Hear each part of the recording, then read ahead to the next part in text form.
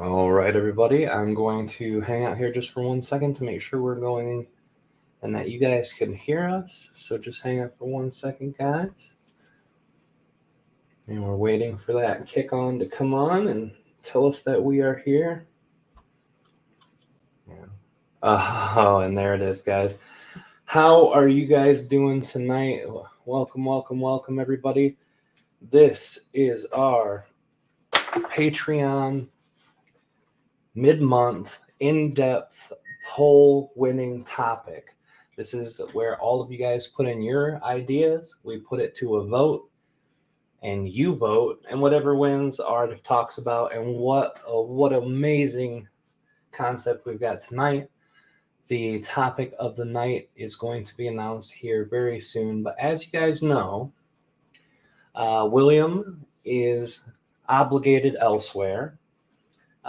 He's not able to make it tonight, the 30th. And this is about the time Kalina was trying to get back here with us to Patreon, as she was before the baby was born, even up to when the baby was about 6 months old. 6 months old, yeah. And doing this every month. And she, yes, it is live, Angel Disciples. This is our Patreon monthly event. And just as Kalina has been waiting very patiently to get back, and William's been waiting to be able to actually listen, Kalina's back. So she's here with us tonight, guys. She is going to be your prettier female William tonight.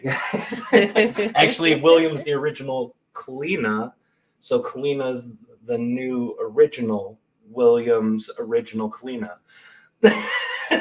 We'll call it together. We are Willina. Willina, I like that. Well, And then Rob Lena, that was Rob the original Willina. one, right? Hi guys, it's awesome to be back. Although I'm sure William will be coming back from time to time. You might even get a trio of Capricorns in your ears at some point. All of us being Capricorns. Can you imagine all three of us talking at the same time? God, you guys are gonna have to buy new headphones. Yeah, they'll be like, when's Aridif and Treb coming in? So I also wanted to wish my father an early happy birthday.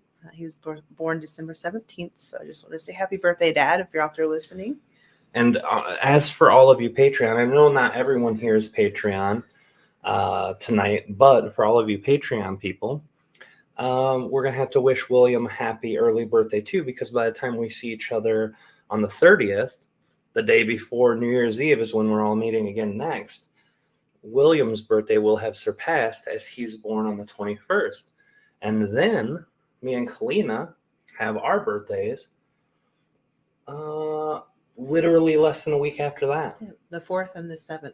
Yeah, the 4th and the 7th. So it'll be wonderful. Oh, we got the 4th is with Rob, but you guys know that. We have another Capricorn in the house. Mankind is also a Capricorn, and their birthday is the 11th. Hello. Happy early birthday. And Mankind also said that he or she was working on their finest Aridif accent. All right. Yeah, we could use it, guys. There's actually a short video we put up a couple years ago that explains why Aridif talks, because that's one of the most frequent questions people wonder is why not just Aridif, but why when channelers channel, why do so many of them have accents? So it's fun to listen to if you guys ever want to find that and check it out. It's pretty easy to find. Yeah, I can't remember what it's called. I think it's called Why Aridif Has an English Accent, I think is the name of it. Something like that, yeah. You guys know me with my original creative titles. So I want to slap back real quick, guys, and say hello to everybody. Connie Joe, first one in the house tonight. Connie's always here first, always putting in the hard work to listen to us. Hey, Connie Joe, we love you very much. Welcome. Second one in was Edith. Both of us, both of the top two here, or the first two, were in as Patreon people. And then we had Mankind pop in. We had Angel Disciples pop in. John Create pop in. And Victor P. Tixeria. Hello, guys. I'm glad to see you guys are all here. It's really wonderful to have all of you guys here tonight, but we didn't know if we're going to have a few people or a bunch of people, so it's glad to see the people who are here tonight. Yeah, tell them why everybody is an honorary Patreon member tonight. Even if you are an actual Patreon member. Tonight, everybody gets to be. Oh. What? Aaron. Is that mankind here? Is Aaron? What? Or is that okay, mankind is our friend Aaron. We haven't seen you. So me we've and talked Kalina about literally you. were just talking about you last week. We were like, I wonder where Aaron's at. I wonder if he's all right. I wonder how he's doing. I wonder if he's still making the weekend phone calls with everybody. The old Asheville crew. So we're really glad to see you, brother. I'm glad you popped in. You got your email fixed. Savita told me you had email issues, and that's why we hadn't seen you for a bit. So I'm glad you got Patreon to finally send you what you needed. That's amazing, guys. So wonderful. I'm glad to hear everybody's doing well here too, guys. And the reason why everyone's here, Kalina had a good understanding here that tonight, the reason why people who necessarily aren't our Patreon members are able to jump in tonight is the subject, the one that you guys chose and the one that you guys voted on tonight was a very important topic, and that topic is 2022 and future energies. So what's new in 2022? And this is something we do every year. And it's funny because we actually have a open forum that's going to be open in just a few days where everybody sends in their questions. And this is the first open forum we've done in years at this point. Mm-hmm. So we really were excited to do that. And then when we saw it being 2022, and we're like, we probably would have tried to jam a channeling in the last couple of weeks as best as we could to get a 2022 conversation started. So why not just do it all at once? And with our kind-hearted Patreon people who were here at the time we decided to make it public, they agreed. So thank you guys, you generous people from Patreon who offered to share what you guys usually have to yourselves. As a generous group of people, we really, really appreciate you guys sharing that with the public, because it would have, at least parts would have got clipped out or something, because this topic was the one that we wanted to make sure everybody got to hear anyway, and the one that was actually important to talk about, 2022. What have we heard Aridif and Treb talk about 2022? I mean, what have they been saying so far that we're aware of? I mean, there's a lot of stuff. I mean, I know a lot of us are kind of beat up and feeling a bit burnt out. I don't want to speak for everyone, but I think there's a lot more things to look forward to. I'm not saying there's not going to be some more stuff trying to beat up on us as a collective, but it's still an opportunity to grow more deeply within our spirituality. I mean, we've been challenged like never before. I mean, we really have been kind of, I don't want to say forced, but we really have been to go within ourselves. And I've seen a lot, like even tonight when we went out grocery shopping, there's kind of a brightness that's happening in people, because I think what's happened, and this is something Treb and Aridif have also mentioned, it's gotten us all to really think about what deeply matters to us. It helps us to not take things for granted so much. Just these deeply, deeply human things that before, in the normal old world, as we called it, we were kind of in a humdrum and things were kind of boring. And a lot of you may have come here to listen to just, to help alleviate the boredom or even have a good laugh. Yeah. Not on Patreon per se, but just Rob's channel in general. Because let's face it wasn't just people on a spiritual path or trying to make, extra dimensional connections. We also had quite a few people coming in to have a good laugh. Now people are really questioning more deeply. And with everything that's happened, people are, more open. I mean, I know there's some people that still may seem kind of more closed off, but everybody is kind of questioning. And I think that's a big theme for 2022. And we'll see what Treb and Aridif say. But I think that 2022 is going to have a unique internal empowerment occur. So I think that they're going to talk about things that, and awarenesses and consciousness that we simply haven't for the most part, tapped into yet. I mean, this is next level stuff, and it's not like so airy fairy ethereal anymore. Now we've got down home grounded energy meeting with this ethereal energy that we've all worked on for so long. Well, some of us so long, some of you guys are kind of recent, but you feel it. And that's probably how, those of you that are fairly recent, that's probably how you were grounded in the first place. So now you're reaching for more. We're all reaching for more, and we're all going to get more connected. So using the catalytic time that we're in can help propel us into a spiritual evolution like never before. So it may sound weird, but I'm excited about it. Although I also want to say I'm still holding a lot of love and compassion, because it's easier in certain places than it is in others for me to say it from this perspective. And I definitely don't want to come from a place of sounding like an asshole, like I'm not acknowledging that there is a lot of suffering going on, but there's a lot of growth happening from it. So I think that is like a little bit of kind of the theme, the overarching theme that they've been talking about. But I'm excited to find out more about 2022, because I think there have been it's been more broad over the years, like an idea, an inkling of what we would have. I think there's going to be a deeper energetic awareness individually and collectively 2022 and onward. Yeah. We're just really getting into it, guys.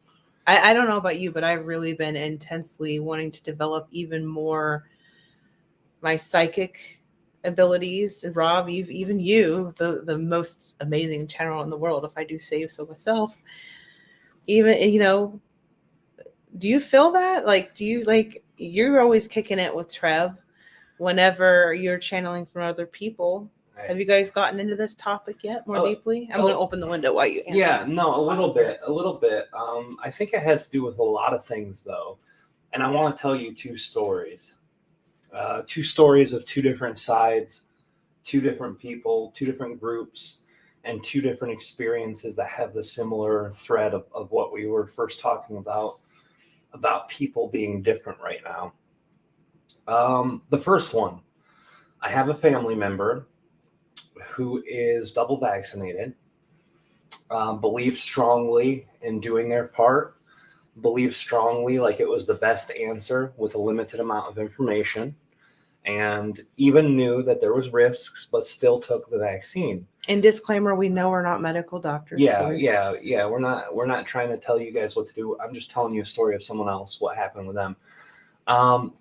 So this family member went to Thanksgiving with the rest of the family, and me and Kalina didn't.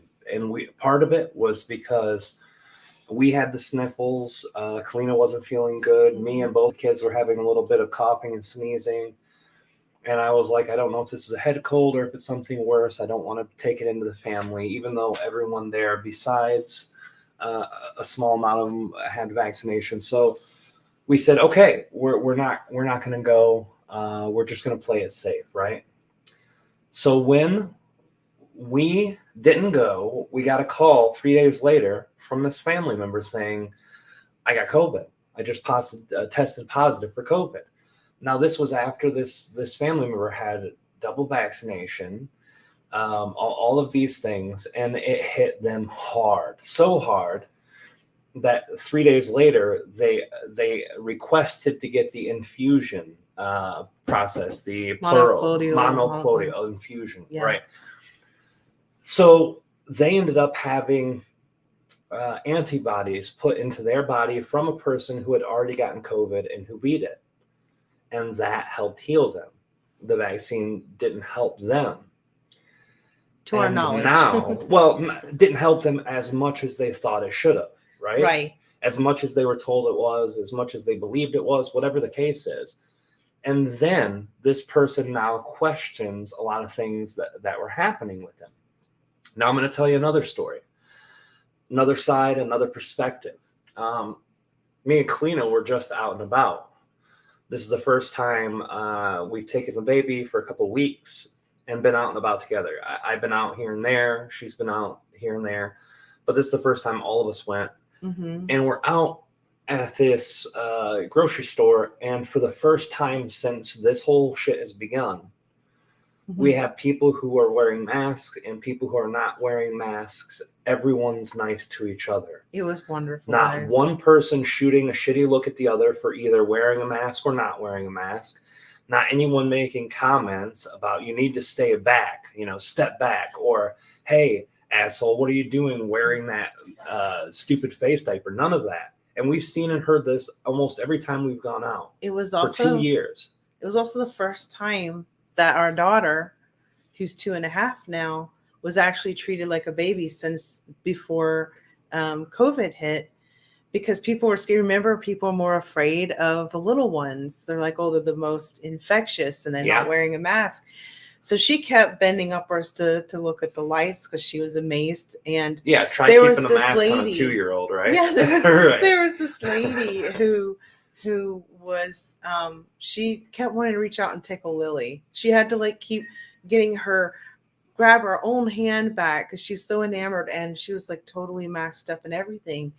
And she said, I am so sorry, but your daughter is so cute. I just want to tickle her. And she reminds me of my children when they were little, and she's just so adorable. And it was so refreshing because since my daughter had been, 6 months old, and at that time her eyesight was, I know most 6 months olds don't have the best eyesight, but hers was really not good blind. At all. She was legally blind at that time. She's much better now, but it was wonderful, guys, that everybody who has said they want to go back to normal, it's not the permission of what is said on television.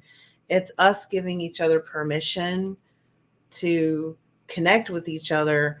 And it doesn't matter if we're vaccinated or not, or if we're wearing a mask or not. And again, I'm not saying this from a medical, I have to do the whole, thing. Yeah, so you don't get kicked off of YouTube, right? Right. But because we're not disrespecting anybody for any decision that you've made, But our interest is the human connection we had. Anyway, I had to say something about the baby. Yeah, no, I that's a perfect point. And this is what I'm saying. These are two different sides of the same thing that we're noticing, people starting to come back together. Mm-hmm. I wrote a post on Facebook today or yesterday, maybe earlier today. It was a simple question. Have we gone endemic? And if so, are we going to go back to normal? And I put normal in quotation marks. Everyone. And I know these people because I see them on Facebook all the time. People on both sides of the aisle are saying, yeah, I think that this thing's on its way out and everything we know about ourselves has changed. And that's the fucking punchline. That's the whole story. It doesn't matter if you think that the vaccine is the greatest thing in the world, if you hate it and think that it's an evil tool used to destroy the world, whatever your thoughts and beliefs are, we can come together for at least that. And I, like Kalina said, I know there are places where suffering is still huge. People in Australia, there are groups of people fighting in their minds to keep the island safe. And in the others' minds, they're being imprisoned. And New Zealand is even worse. New Zealand has $60,000 fines. I have a friend from New Zealand who's been so worried about it. He wanted to get his family out, saying that if you protest against the vaccine, they'll put you in jail. And if they put you in jail, it's a mandatory vaccine. And that frightens the shit out of them. But the person who's sitting on the other side of that jail cell truly thinks that these people are insane and not doing their part to help and selfish and not caring about it. So these two differences are there, but there's got to be a breaking point and a midpoint and an agreement point. And I'm starting to see it in my own local life. And maybe that means that I'm reflecting that to people. In my own consciousness, I'm coming to grips with some of the craziness I've seen inside of myself. And maybe that's why I get to see it outside of me. Or maybe just the collective's worked on it long enough and hard enough where it's time to do it. You know, it's hard to say. I want to also say Rob is on Odyssey and Rumble, just in case, because we're talking. Because guys, let's face it, we can't all skirt around forever. You know what I mean? we got to find ways to speak our truth, even if we're treading the waters gently. Yeah, I'm trying to be safe. I think talking about it in terms of trying to understand shouldn't be punished, and if it is, I'll take my licks. But whatever the case is, it's time to get past this shit, and I think everybody's ready for that. I think everyone wants to take what they've learned and use it now in a whole different way, because everyone has learned something. And I want to go back. I see a bunch of new people that have come in real quick, so I want to say hi to Brad Porter. Hello. How are you, brother? Eric Hansen. Hello, brother. How are you? It's good to see you here. Canadian Awareness. Our friend Anthony from Canadian Awareness, amazing guy. He says, regards, Kalina and Rob. Agree with Kalina and Rob. It's a great channel. Well, I'll just put that up there. I agree with you.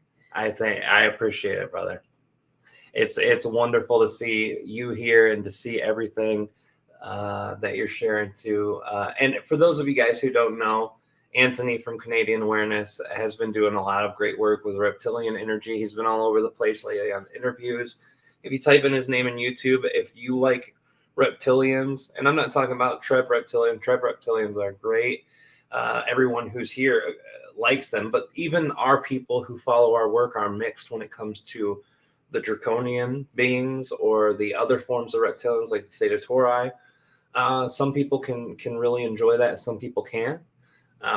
They're type 2 consciousness, and most humans would see them as malevolent, even though me and Kalina have been talking a lot about it. A lot of what Kalina's been seeing, feeling, reflecting has been... Before I was an Arcturian starseed, meaning I had Arcturian lives, I was draconian. So when I finally do launch my channel, I swear to you guys, it is coming. I am working on it.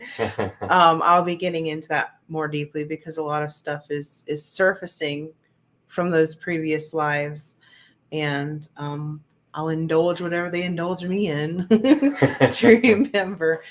They're not thrilled that I'm human right now, but I gotta say, I'm starting to dig it. It's not easy to be human. It's a noble thing to be, It's not easy. Yeah, it's definitely not an easy trip. I want to say hello to, we just saw you pop in, Deborah and Divine Hood. Hello, guys. Welcome.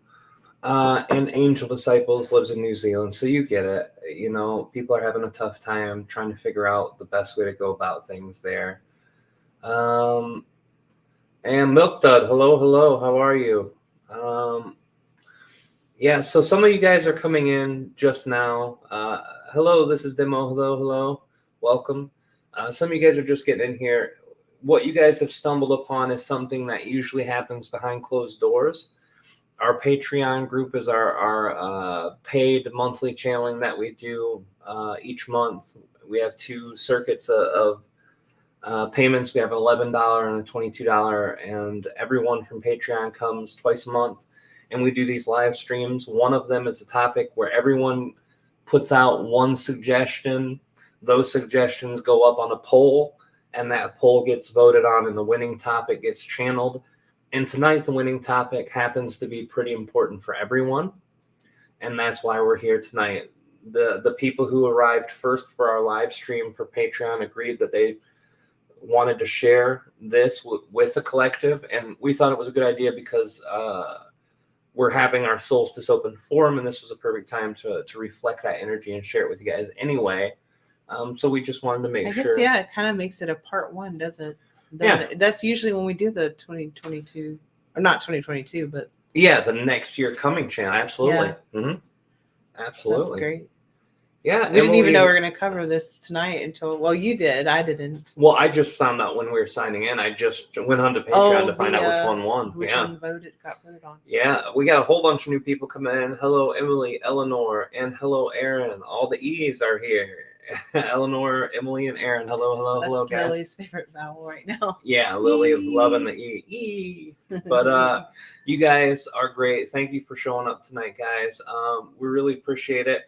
And we're going to talk about 2022 and the energies that are coming up here.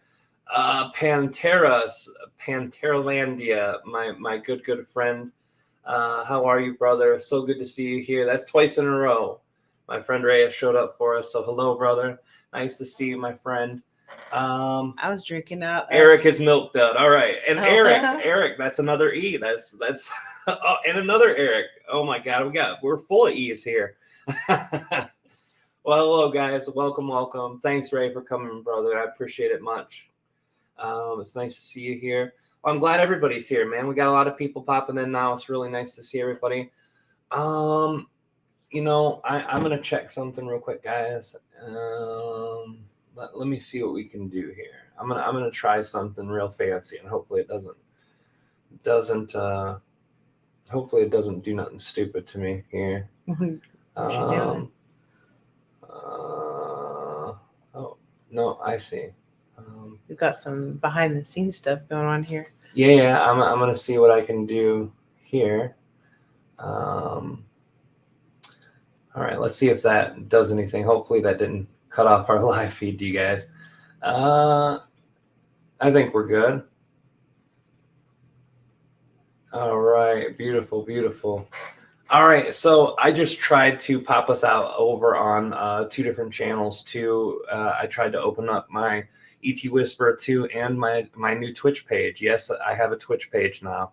I just opened it. It's not on Pro, so there will be no archives, but it will be live streaming on Twitch. When did you do that? A couple weeks ago, but this is the first time I've used that as a live stream. So nice. Yeah, so that'll be there, guys, and we aren't going to be on audio forever, by the way. Yeah, we're gonna get on camera for the 21st, guys, and we're gonna be live in your face on the 21st. We just with the kids today, we didn't have enough time to get fancy, dressed up, and get the kid toys behind us. I look pretty good. Yeah, you look pretty good. Rob looks good too. Usually I'm the one that's shy about being on camera, and Rob was the shy one. Well, today. It's not so much about being shy; it's more about just. Rob really doesn't like to wear shirts. That's what it really is. That's part of it. Absolutely. It's hot in here. Our heater is crazy. It's cold in the kids' room, so we have to blast it out here. I've got the window open. I'm like, wow, it's not the most eco-friendly situation, but you know. Oh, here we go. Gotta keep Rob nice and cool. Trouble just showed up. We got William dropping in. Hi, William. Just checking in. Our friend William. We miss you already, brother. We love you. Kalina's having fun though, and at least you get to do the easy job now and just listen for today. Yeah, well, we're gonna wrangle him back in for some occasional 3 of us talking the heads off. Yeah, and then sometimes if the baby acts up, it'll just be you and William again. We'll see how it goes. Yes, it's wonderful, and we've got a question that we got popped in, and we're not taking questions, guys, but we are chatting with everybody first. That so out of 21st. Those questions, we want to check that out. Do you have a link for them to ask questions for the 21st? We can put it in. Yeah, we'll put the link down in the comments too, guys. We'll pin it to the top. But Angel Disciples asked, well, where are we on Rumble? We're not on Rumble yet. Oh, we're so far behind. That's William that kept suggesting Rumble. Yeah, well, everybody suggested all sorts of these Rob's different on things. Odyssey. Yeah, we're on Odyssey. And we can live stream there. We're on BitChute. We're on. That's what it was, BitChute. We're on all the main ones, but the most. Are you gonna get on TikTok? I don't think TikTok, unless I don't think it'll be hard to find something extremely meaningful to jam into a minute's worth of time or 3 minutes of time. 3 minutes, guys. Yeah, we're not on TikTok yet. I'm just not big on it. Really slow about getting on TikTok. Yeah, I know that more like millennials are the old people on TikTok right now, and I feel like if I'm that much older than most millennials, then see the thing is younger people, I'm probably too old to be there. They talk faster, so they can get everything in. And like that's true. These Gen Z kids and they would have already channeled Aridif and Treb and had 3 times more information by now. Oh, I know they would have had this done a long time. I don't think I can hang, and I think the alpha generation is just going to be that much more integrated into that than even the Z's are, and the Z's they're pretty huge into the technology integration part. Mm-hmm. And I'm no slouch, right? I grew up with with internet. Me and Kalina were actually looking back this week and looking at when we first had internet in our household, not when we could go to the library and use it, or not when we could go to school and use it. Mine was 1996. That's when my family had internet in the house. And at that time, only 0.4% of the world's population had internet in their home. So I was one of the very first waves of humans to actually have internet in their home. Kalina was the year after, and it had doubled from, actually it wasn't 0.4. 0.4 was 95. So 96 was like 0.8 something. And Kalina joined in 97, right? 97? Well, my high school had internet, I think, when I was 15, 16. Right, but in your home, it was 97? In my home, I would say probably more 98, 99. Marielle would be able to. My sister would probably remember better than me. That's close. But definitely by like 98, 99 for sure. Because I think I checked 97 or 98, and it had doubled in the year because I was in 96. So I think I checked 97, and that was only 1.8% of all the people on the internet. So I've been there from the beginning, like keeping my eye on technology. But since we've taken this break, from doing channeling and live streams and all that stuff, where all we were doing was our Patreon stuff for 2 years, when Kalina was pregnant and after she had the baby, basically we didn't have to learn anything new. And we get back and we had to learn all this stuff again. And now there's, twice as many underground social medias. It's amazing. Yeah, it is amazing. And yes, whatever you guys are on, by the way, that, social media wise and platforms, please could you like drop down the names? That way we can check them out and make sure and including like wherever you listen to podcasts and stuff, because we definitely want to branch out. I think we've been a little too, I think that's one of the things that we're going to see. Speaking of which, people branching out on more platforms and forms of social media. Not that they're necessarily going to like quit everything that we use now, like YouTube, but I think that what's happened is because of the censorship and stuff, as one of them, it's kind of inspired us to branch out more. Saw these poor young kids that were using other things. Now they're getting us old fogies infiltrating on everything. But we were the alt tech people. Generation X was alt tech. That was like taking tech and alternate. Yeah, last year I was not going to do TikTok. I'm like, 1 minute, what the hell? Like, what? Eric says, speaking of internet, you remember dial-up tone? Yeah, we do. Me and Kalina laugh at that all the time. And I actually thought about having that as my ringtone just to see who gets it on my phone. And Jamigas says, I used to ask Jeeves. Oh my gosh. We're always talking about these really old crazy things that we've had to go through, and that now seems to be not just gone but irrelevant completely. When I was in college, they had to sign up for a Hotmail account, and here's how early this was. Okay, I should have just done this because I wanted to be Hotmail at hotmail.com, as in hot MALE, and I was like, darn it. I mean, I could be female, but like it was available. I should have done it because it would have been really funny. Hotmail at hotmail.com. Yeah, but that just shows you how way back that was. That's it. And actually, this was something I was going to bring up, Anthony. AOL chat rooms. I was just going to say these new these new technologies seem to be doing what the old ones did now, and that's why they're fractalizing again. You look at Discord, and it looks like old forums and threads, but they're using better integrated technology. And then you go into places like Rumble and like all these other ones, and you'll notice very niche groups. Even though Twitter is huge, right? Twitter's got tons of users. There's still very progressive, ideological, left-leaning styles of people there. And then you go to a place like Rumble, and it's actually like quite far right-sided or conservative people. And even though there's always both in there, you can see these little outlets holding niche groups of people. And then you see Discord like using the ability to have a server of your own and to theme that out directly to the content that you want to communicate about. Just like, whatchamacallit, God, what's the biggest forum that's out there right now? Reddit. Just like Reddit. I've got an ET Whisperer channeling Discord server, right? That's pretty niche. That's pretty one-dimensional, one topic, one group of people. And then you get in there and you have all the different rooms and all the different channels in the server that you can subcategorize. So now we've got people who are in there doing gaming and memes.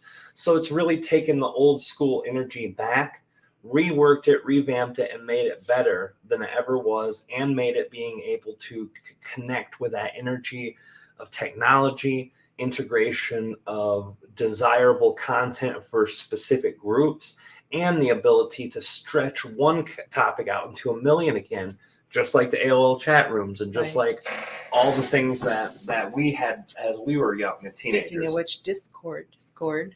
Yeah, Discord, guys. We're gonna drop some links, and I totally have. I'm the worst. And we are going to get to 2022 before 2022 actually gets here. Yeah, maybe we'll see. Just hang with us for several days, guys. I'm gonna sign into Discord again, guys, and grab that link out for everybody, and then we're gonna grab what was the other link that I was supposed to be handing the questions for the Solstice. Yeah, the Solstice. Which actually, guys, newer to me. I know that for a while, poor William. We don't want William to get battered with that, so make sure it goes to me. Actually, guys, if you want to know what the if you guys want to know what the actual link is for the ET Whisperer open forum, go back to the last video I put out called the Solstice open forum. Well, I know, but if we spread it throughout videos, then people aren't going to be able to go back to that video and listen to the requirements for the questions. That's the thing I worry about.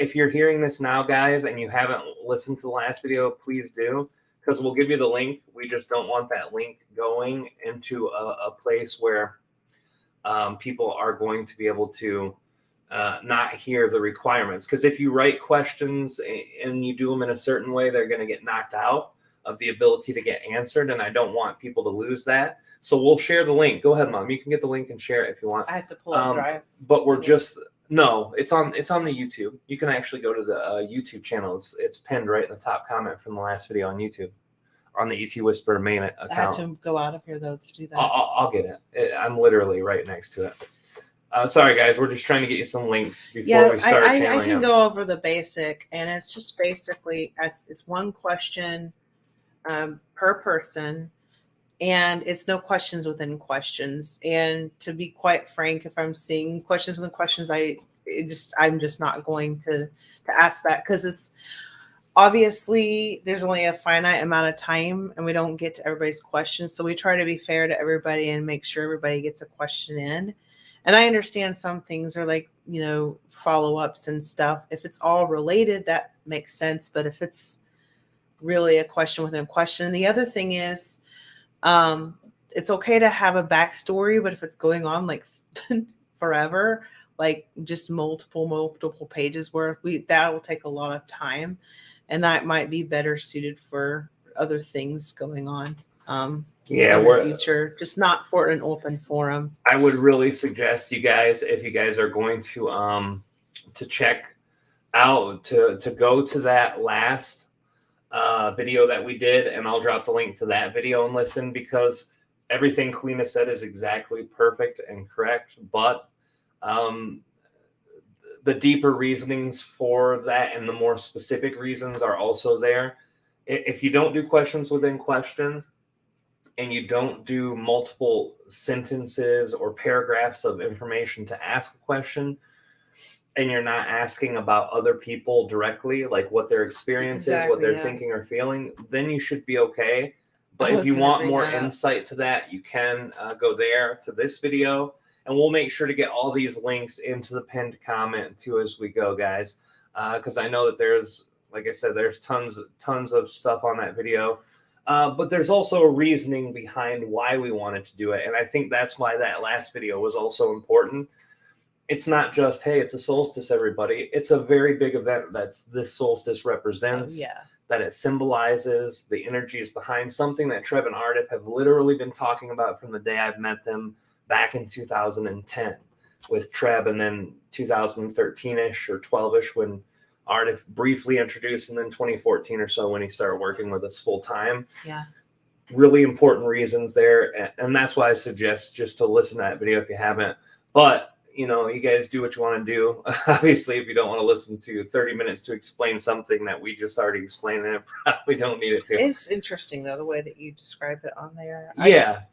I know some people might already have a question in mind and sure don't want to forget. Sure. And actually, guys, I'm going to drop this tonight's link of what we're doing here into our Discord, because I forgot to drop this in. We literally decided last night, or last minute, with our first Patreon people who agreed to put this out, that we were going to do it. So we're going to do that right now, guys. And if you're listening to the playback, these will be in the chat replay. Yep. It will be in the chat replay. You can look at the links, and then we'll try to remember that to post in the links too. But we're live right now, guys, and we just dropped that over there on the ET Whisperer Discord channel. So everyone who's on the Discord channel, maybe they'll be popping in here in a few minutes too, guys. But anyway, this is what we're doing today, guys. We're going to do the 2022. We're going to channel that pretty soon.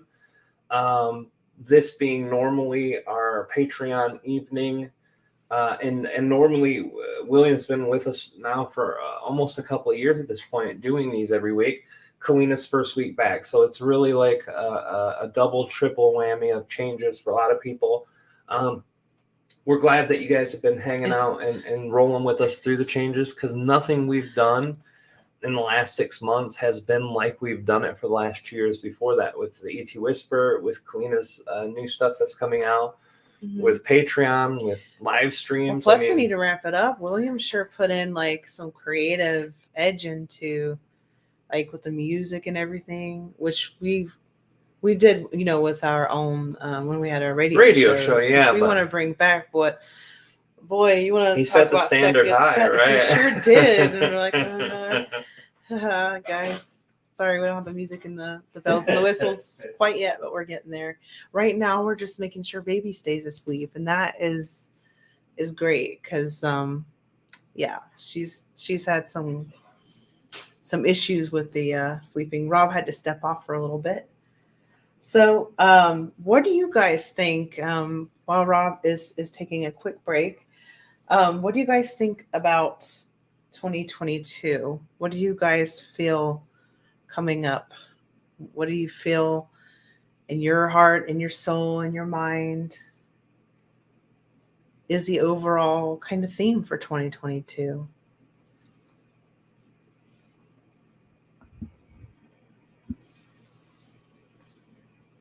I'm just going to wait for a little bit for you guys to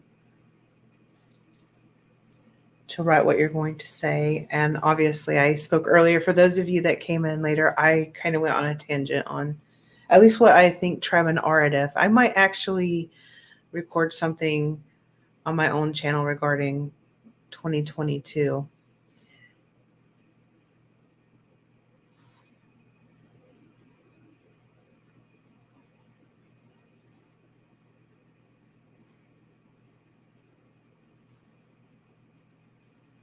Okay, so Emily Thorpe says, I feel like a lot of opportunities and seeing a clearer future for myself. Yeah, I definitely resonate with that too. I've really been honing in on that future self, which is kind of being pulled in now. April Christman says, focus on the media of my heart only, and that love is the only law.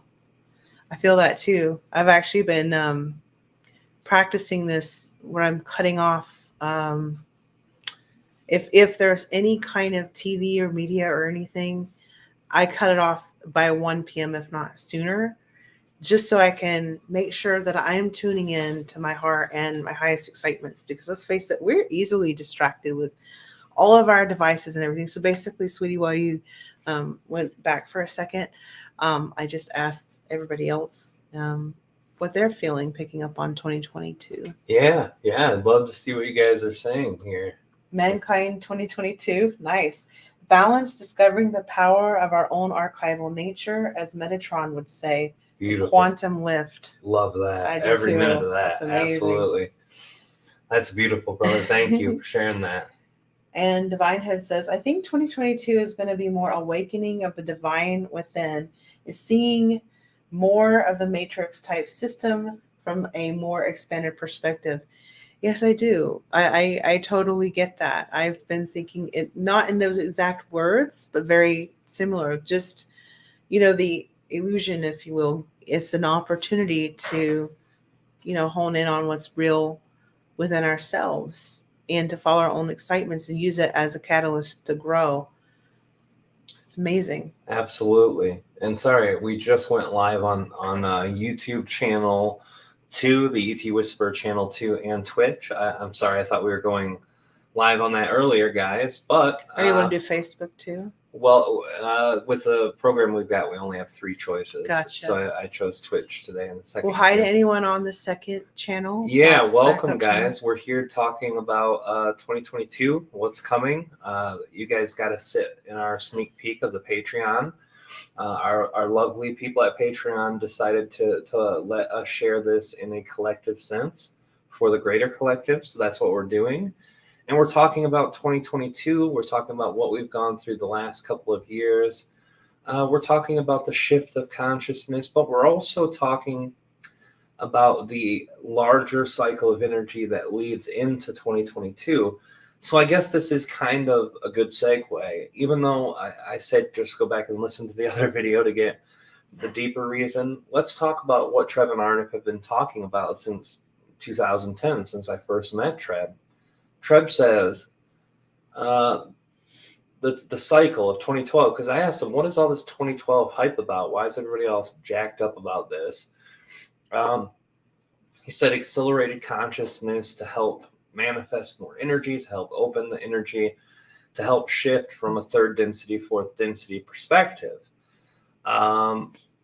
After bumping into law of one material, there's a lot of things there I saw. Asked Treb and Treb about that, and Aridif expanded at a later time. And I said, so what is this about? And he said, this is that jump that we're talking about. And I said, well, this is pretty black and white over here, talking about harvesting and people getting left behind and all this stuff.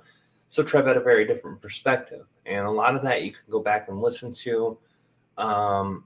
When you're talking about the early stuff like 2011, 2012, 2013, was the Density Masterclass 101, Densities and Dimensions and Incarnation Cycles, the Density Masterclass 101 Part 2. These were highly technical, highly about this. Actually, one of the best videos that we've had as far as viewers go was called The Event, Ascension in a Flash, 5th Density. Consciousness and what it's all about. And then Treb and Aridif went through and talked about all the things that people misunderstood about that, how all of the energy there was more about a shifting consciousness. Yes, the dimensionality shifts, the 3rd and 4th density consciousness shifts, the energy behind that consciousness definitely shifts, but it's not a black and white, all or nothing. This happens to this good group of people, and this happens to the bad group of people who haven't learned their damn lesson. It wasn't nothing like that. It was an individual journey for people to connect and to connect with all the consciousness and stuff. I just read that, Aaron. That's amazing. It's been a long time since I've actually watched that Metatron channeling on the interview with Ed. It's on YouTube too. I got it on my playlist to one of my playlists on the front YouTube channel. But yeah, so we've got a lot of that energy coming, and what Treb said is that 9 years before 2012, there's a cycle leading up to the precipice of energy, and 9 years after 2012 would be the last of the 3rd density accelerated consciousness helping as many people shift into the higher perspectives as possible. And then a lot of people started worrying and concerned, like, oh my God, we're going to run out of ascension energy next year. You know, it's 2 years from now, 5 years from now. Holy shit. What are we going to do? How are we going to spiritually evolve? Don't worry. That's not where everything ends. It's just where the third density accelerated energy. Now we're starting. It doesn't sound very fantastic or very exciting, but we're starting with a very infantile version of fourth density consciousness. Mm-hmm. And that's going to be the new normal. And that is effective as of the time we're going to be with you on the 21st. When you say we're going through birthing pangs right now, essentially, that's, the real birth. And kind of like, giving birth in the sense of the pain of giving birth to the new from the old. So you're the, not necessarily old, but that parent energy, the old way giving way to the new way, but they're both us here now. That's beautifully put, sweetie. I think it's great.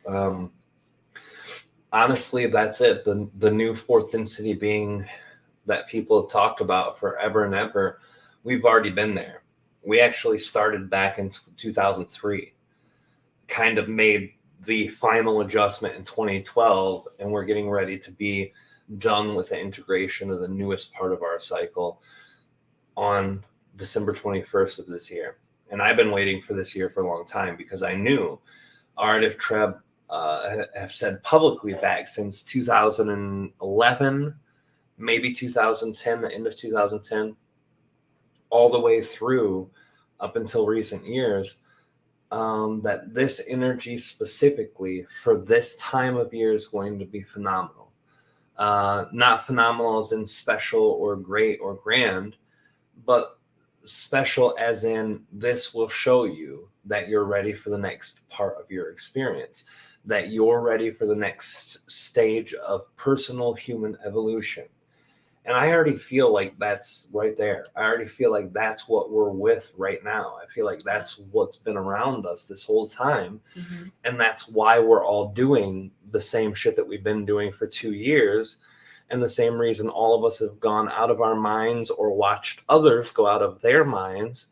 I truly know handfuls of people who haven't really been affected by what's been going on for the last couple of years, even all the way up into this point where things are at its feeling of being the most extreme, and yet they're still watching others around them going off the handle, mm-hmm. going crazy, having their lives ripped apart, having shit blow up in their face. It hurts. Whatever it is, yeah. It's painful. Yeah. It is, absolutely.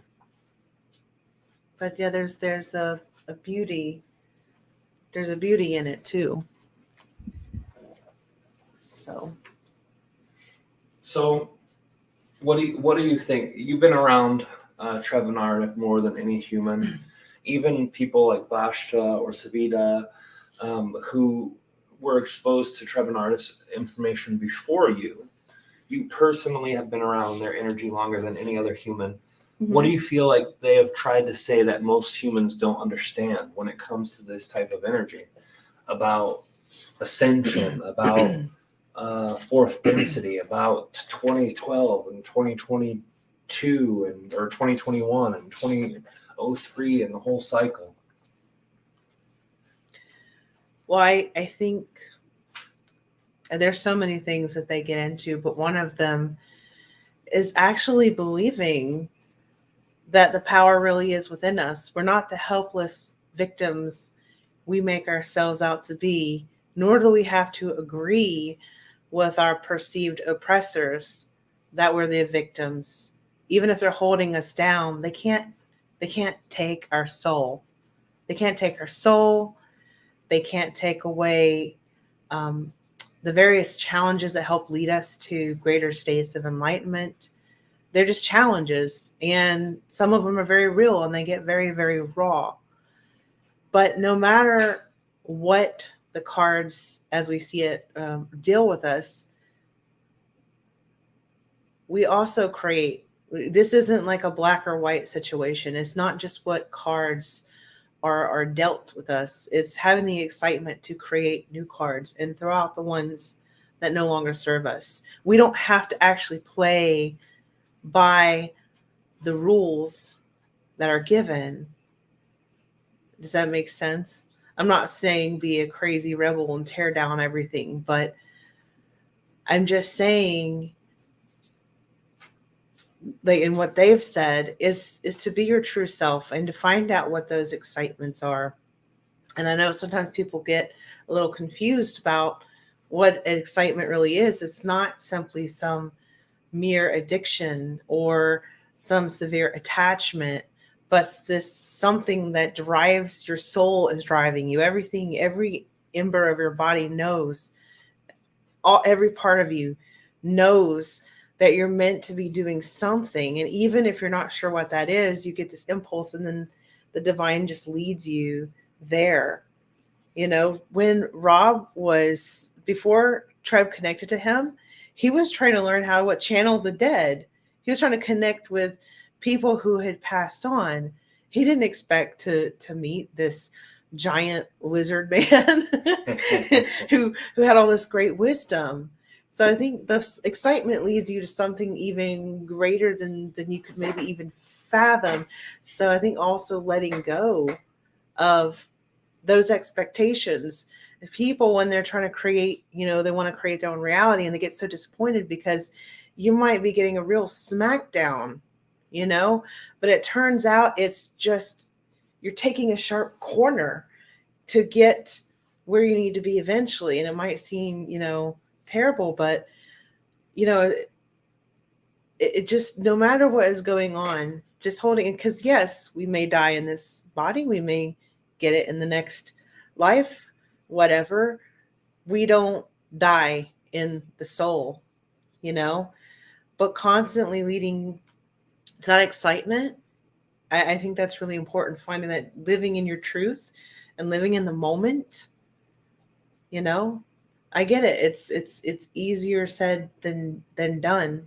And I think that's a large part of what Treb and Aridif mean when they're talking about living in your excitement. It's not what distracts you. It's not what keeps you from getting bored. It's the true drive of the heart and the soul. That thing you've been wanting to do, but you're scared to do, but you wake up whenever you frown because you didn't do that thing, whatever that thing is, do it, guys, because you don't need the fear of COVID or whatever that, you know, for you to die, you know, you don't need the fear of death. I think for me, it's become the fear of not living my life. It has for a lot of people. A lot of people have different things. And I normally don't like talking about current events, politics, things like that, because, you know, a lot of people perceive it as low vibrational things, and it can be, of course. It can also be a tool to watch the reflection with, but we see things like what we've been watching, arguments between people in how to deal with what we've been going through. People on one side say we have to protect ourselves, we have to lock things down, we have to make laws, regulations, and do this. And then there's another group who's like, hey, you know, just take care of the people who are most likely to die from it and let the rest just live their lives.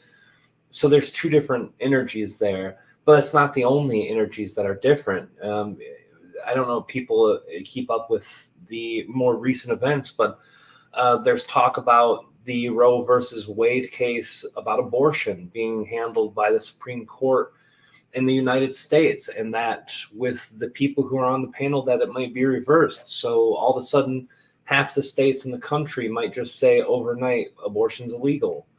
And what the hell will people do with them? Because we have people who truly and really believe like abortion is this evil, horrible, soul-destroying thing. And we have other people who truly believe it's the right of the female woman body to hold it. So we've got all these divisive topics that keep coming to the surface over and over and over again. You look into the culture war that's happening between people in the United States. You have people fighting left over from Brexit in the UK. You've got people in South Africa, people who are black and who are white fighting over race. You have some of that in the US. You have these small groups of the culture war, of the most extreme versions of the left and the right fighting it out in the streets. You've got all these different things happening.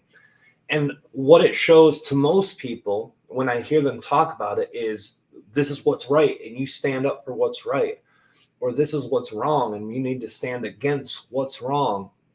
But what I see is that these issues in the collective are the exact reflections of the duality inside of us. They are the exact reflection of everything inside our own consciousness that we don't know where to stand on. Everything that we fought about internally. And I'm not talking about just abortion, or I'm not talking just about the virus or how to do. I'm talking about whatever trigger word you want to put in, essentially. Well, it can be that too, but the basic energy behind what those mean. Mm-hmm. What the virus means is health. It means life or death. Like Kalina was saying, the fear of dying, the fear of not living. Both of these things put in your face, and every human argues with that inside of themselves. Well, if I'm not cautious, I could die, but if I'm too cautious, I won't live. Mm-hmm. Abortion, the right to give and take life. We fought wars under the name of gods, and we've taken life for that God, and we've given life. And in countries, it's still illegal to have more than one child. I mean, these are real collective issues that are happening in front of us, and they come in as low vibration, shitty things for people who are extremists to fight about. But what really is happening is that part of us all that anchors to those great themes of life that have been there since the dawn of human and that continue to pop up over and over again. It is time to deal with all of it. Yep. And this is how, why, and exactly how we solve it when it comes to our face, and we have to deal with it. You know what I just thought of? It's kind of like an old couple who, no, they don't have to be old, but old by I mean they've been married for a while, and they get kind of complacent and they don't talk for a long time, and then finally one day they get into an argument. But suddenly that argument isn't that one thing. It's every damn thing that happened before that, and they find themselves in this crazy chaos. And what happens at the end of that fight, or maybe a few more, not like punch fights, but like an argument, is either they get everything out and they can have a great healing, a catharsis, and come together more deeply, or they divide, they part, whatever is the right thing for them. And that just kind of came to me. That's kind of what, right now. So we're like arguing all these things that most of us were being so polite not to talk about. We were afraid. We were, pussyfooting around the whole issue, whatever. Told kids not to talk about it. When I was a little kid, I asked my parents who they voted for, and I didn't know that it was against the culture to ask. They're like, "How dare you ask me? You're never asking anyone." No, I'm not telling you. I'm like, what was it, like 8, 9? I didn't know. So I had no clue that was considered rude. Now it's like, you got to post it on Facebook or, whatever. So I'm like, oh my God, times have changed. But the things that can divide us can also bring us together. We have to have,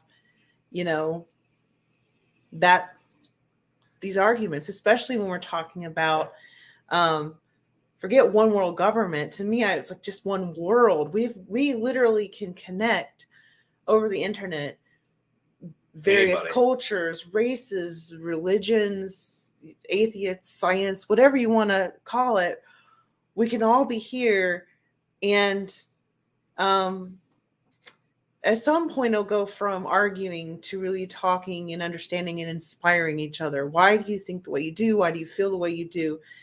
And then it can become fascinating, kind of like, listening to different podcasts, like a connoisseur of all kinds of different ways of thinking. That's where I think it's headed without. The problem is the censorship part of that is also another collective reflection of not wanting us to look in ourselves with that. That's made the desire greater, though. It's backfired on those that censor. I'm like, ooh, they shouldn't have done that. This just made it. See, I think of things metaphorically too. Like absolutely, with when they want to try to create more rules and more censorship, how's that internally? Where have I not made discipline rules for myself, as in not like smacking myself down, but where have I censored myself? Yes. Where have I not allowed there to be boundaries for myself? Where have I let others cross the line on me, and I have not given my own rules for the way I want to live because I had to be polite, or I was afraid of being divisive, or I was afraid of losing my friend? Well, guess what? There's this thing that's causing the censorship, causing division. Every one of us here, and who here has not lost a single friend? Right. Rob and I have cried. We've lost people who just totally didn't understand us, where we were coming from, and gotten into fights with family members who we thought would have the same outcome as well, And again, not fist fights. When we say fights, arguments. Yeah. My fist fight days are long gone. Yeah, he used to be a wild one, guys. Yeah, I think most people who've listened to me long enough know that I had that. That side was definitely a pretty big part of my life. But yeah, it's sad to see friendships. And that's a whole weird thing itself. New friends I'm not going to go. Yeah, of course. And some of them will come back eventually. Sure, but they're doing their own shit too, right? They're doing their own shit too that they've got to work through. You find out who your friends really are, though, and that's a blessing. That is. It can be a smack in the face, but don't you want to be in true company of friends? That's absolutely the fact, and I think when it comes down to it, everybody, this year is, for me, and from everything I've heard Treb and Aridif talk about, this year is supposed to be the recognition of time to rebuild, the time where everybody looks and says, listen, the systems of medical, the systems of school, the systems of government, the systems of banking, all of these things have done horrible disservices to us all. They've divided us. They've created strife. They've created extremism. They created violence with extremism. And they've created the most divisive forms of separation between populations that should be working with each other, caring for each other, loving each other, working for one another. And the reason that this really comes because I think now almost everyone I've talked to who understands science in a basis that is not anchored to news, but when they look through journals, when they read through scientific studies, when they look at the science in the way that science is supposed to be done, not Fox or CNN types news, people are on a consensus that there is a very good chance with the last version of coronavirus that this thing is fizzling out, and that it won't be long until it's just like the common flu, the common cold. People might not have heard me explain the story, but I was the ground zero in my part of Michigan.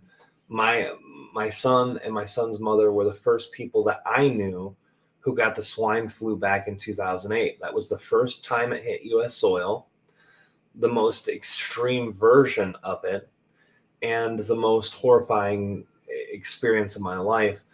And I suffered for 2 weeks, hallucinations. There was no infrastructure. There isn't things like there is now where you can go and get help quickly in emergency, like they've set up with all hospital systems now. It was bad. And when I had it, the next year was pretty bad. And the year after that, a little less. And then hardly at all. I mean, it was there, but it did not, it affected you just like the normal flu did. And that's called going endemic. And when it goes endemic, it just becomes a natural, yearly, not harmful. Yes, it will be harmful to those groups, just like every flu has been every year. But most people I've seen have agreed that this is probably where it's going to. So this virus, just like everything else, is coming in and out of our lives to show everybody what it needs to show them and be on its merry way. and I'm not trying to make little of it. I understand there's still, my son's one of these people who, if they get it, he's got a 50% chance of having repercussions that are larger because of his health conditions. So I'm not making small of it, but what I'm saying, it's not going to be the focal point of reason to dismiss your greatest family and friends. It's not going to be the reason to cancel Thanksgiving because no one can get along. It's not going to be the reason for a lot of the stupid shit that we've been dealing with when it comes to politicians and news and family and friends. Now we have to start putting it back on our own shoulders. Now we have to say we can't blame our behaviors, their behaviors, our collective behaviors on a virus. We have to blame it on ourselves now. We have to figure out where we stand as a society, where we stand as an individual, where we stand as friends and family, and we have to do this. And there's no more playing around. There's no more games because those have already got worn out. It really is more of a global society than ever, too. Yeah. I know there's been like the whole one world government plan, at least I believe that. But again, it goes back to one world.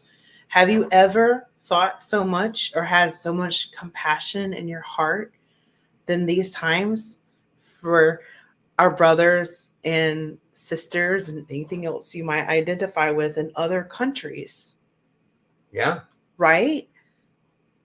Like, I mean, Rob and I have always had love for others, but like, we'll sit and watch stuff going on in South Africa or Australia or New Zealand or wherever. And we feel for them and we're there with them. And I see people all around the world being there for each other as if we're in the same room, Oh, absolutely. And it's amazing because a lot of us will be in the same chat room or we'll be in the same where people are gaming together and not just, different places, but people of all ages. It's amazing. We have an amazing opportunity to come together as a collective, Yeah, and sorry guys, I think we got a couple bots in the chat room. Do we? I'm not sure. They've got dots and just 3 letters. So Can we're you gonna go to the YouTube? Let me see if I can erase it through the studio. No, I'll get it on the Patreon. Okay. So yeah, just ignore those links, guys. Sorry, I didn't mean to If put you're that out here there. to actually talk, then by all means say something. But if not, we're gonna have to put you in some timeouts for a little bit here. Either way, that's all good. So we're gonna get to it, guys. Our Patreon people have. There's something with Yeah, I've got Bethany it. too. Yep, I've got Gotcha. it. Yeah. So we're gonna be jumping into the channeling in a minute, guys. Thank you guys, all of you for Patreon who really connected to wanting to share this publicly with everyone. I really appreciate it. I believe that they all will appreciate it too. I really feel like this was an important conversation to have, and I know whatever Aridif or Treb say will also be important, as it always is. So thank you guys for doing that. But thank you all for being here with us too. We love you, William. Thank you, brother, for holding our hands for the last couple of years and getting us through, helping take care of our family. And like I said, for those of you at Patreon who love William, you haven't seen the last of him. He's still a patron. He'll still come and help us whenever we need help, as long as he's able to. And he's going to be starting his show back up soon, too. He just did a video for the first time in multiple months on Fincastle 2. Fincastle Underground. Yeah, Fincastle Underground 2. So if you guys want to go check that out, do. I'll be a guest on his show eventually, as he will be mine, because me and Kalina do plan to start the Enlightenment Evolution Network back up this year. And when we do, we're going to have our own shows, and we're going to have guests on our shows. And I'm going to invite William on to talk as a guest on mine, probably the first or one of the first guests that I have come on, because he's a great friend who's helped us out just so much, and we love him so much too. We appreciate you, brother. Thank you. I'm going to let you take everybody out for the next 10 minutes. I'm going to neutralize. You can hang out, talk to everybody, or you can, play a clip for them if you want. We could start a clip. I mean, I could pull up a clip, some. Well, I will, when you come back, take a small bathroom break. But I kind of All right. have an idea. Okay. Waiting for a second. All right, guys. Kalina's got a big brain moment coming on. So we're going to see what she's got up her sleeve. Oh.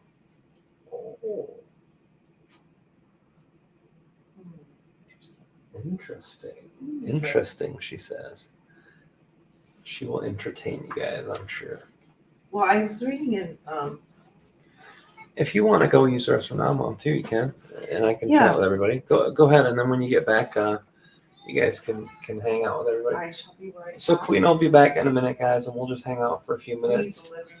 Hello, everybody who just popped in. Hello. It's nice to see everybody popping in. Thank you guys for showing up. It's really nice to see you guys. I really am excited to hear what Treb and Aridif have to say. I really think it'll be a great energy of connection and co-creation with everybody.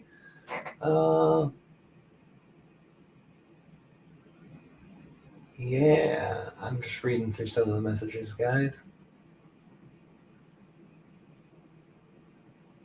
All right. Perfect, guys. So the 2022 is the topic that won. On the 5th of the month, we take our post and we post the link to our Q&A forum, which is the same thing as the open forum, but it's just for Patreon members at the end of each month. And we put that up and everybody sends in their questions, but we also give everyone an opportunity to give one topic of their choice of what they want to hear Treb or Aridif talk about in depth. So we take every single suggestion and put it in one gigantic poll for everyone to vote on. And after everyone votes, the winning subject gets channeled on. That's the one that goes up. Aridif talks about it in depth. And then, after the channeling is done, Kalina this time will ask some questions after Aridif or Treb share what they want to share about the things that they talked about in that time, and then we'll call it a day. And then on the 30th, we go back and do the Q&A, which is like the open forum for Patreon members.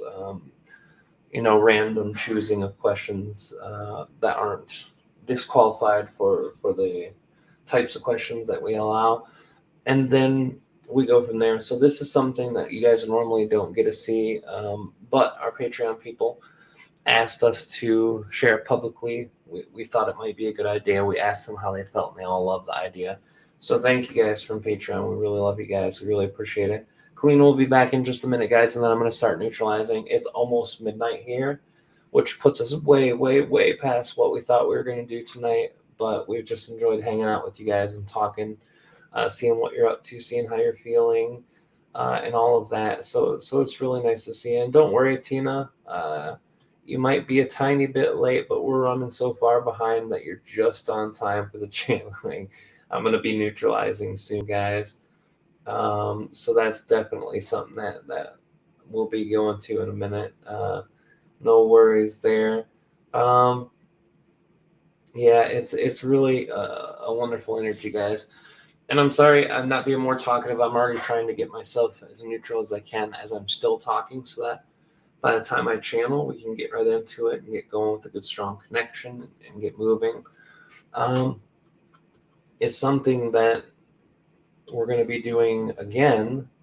We're going to be doing it on the 21st with the open forum. We're going to be taking everybody's questions and doing it at that point, and kind of see how everything goes too. So I really think it'll be great to have a hangout session and to have a chat and do all that good stuff. So and I'm just checking out my Twitch channel. I've never been on my own Twitch before, so that's really great. Do you want to make some more coffee too? If you want to, you can. Aridif drink coffee. No, it's almost midnight though. It'll be keep me up all night. We've got wheelchair appointment tomorrow. Yeah.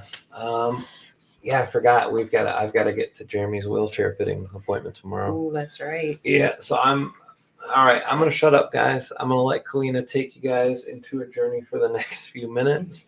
And when she's done, or when I'm done neutralizing, I'll be back and we'll jump in.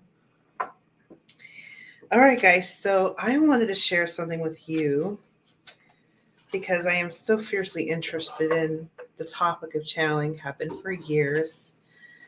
So I had this book for years and I had not read it. It's called Channeling, What It Is and How to Do It. And it's by Lita de Alberti. And I hope I said that right.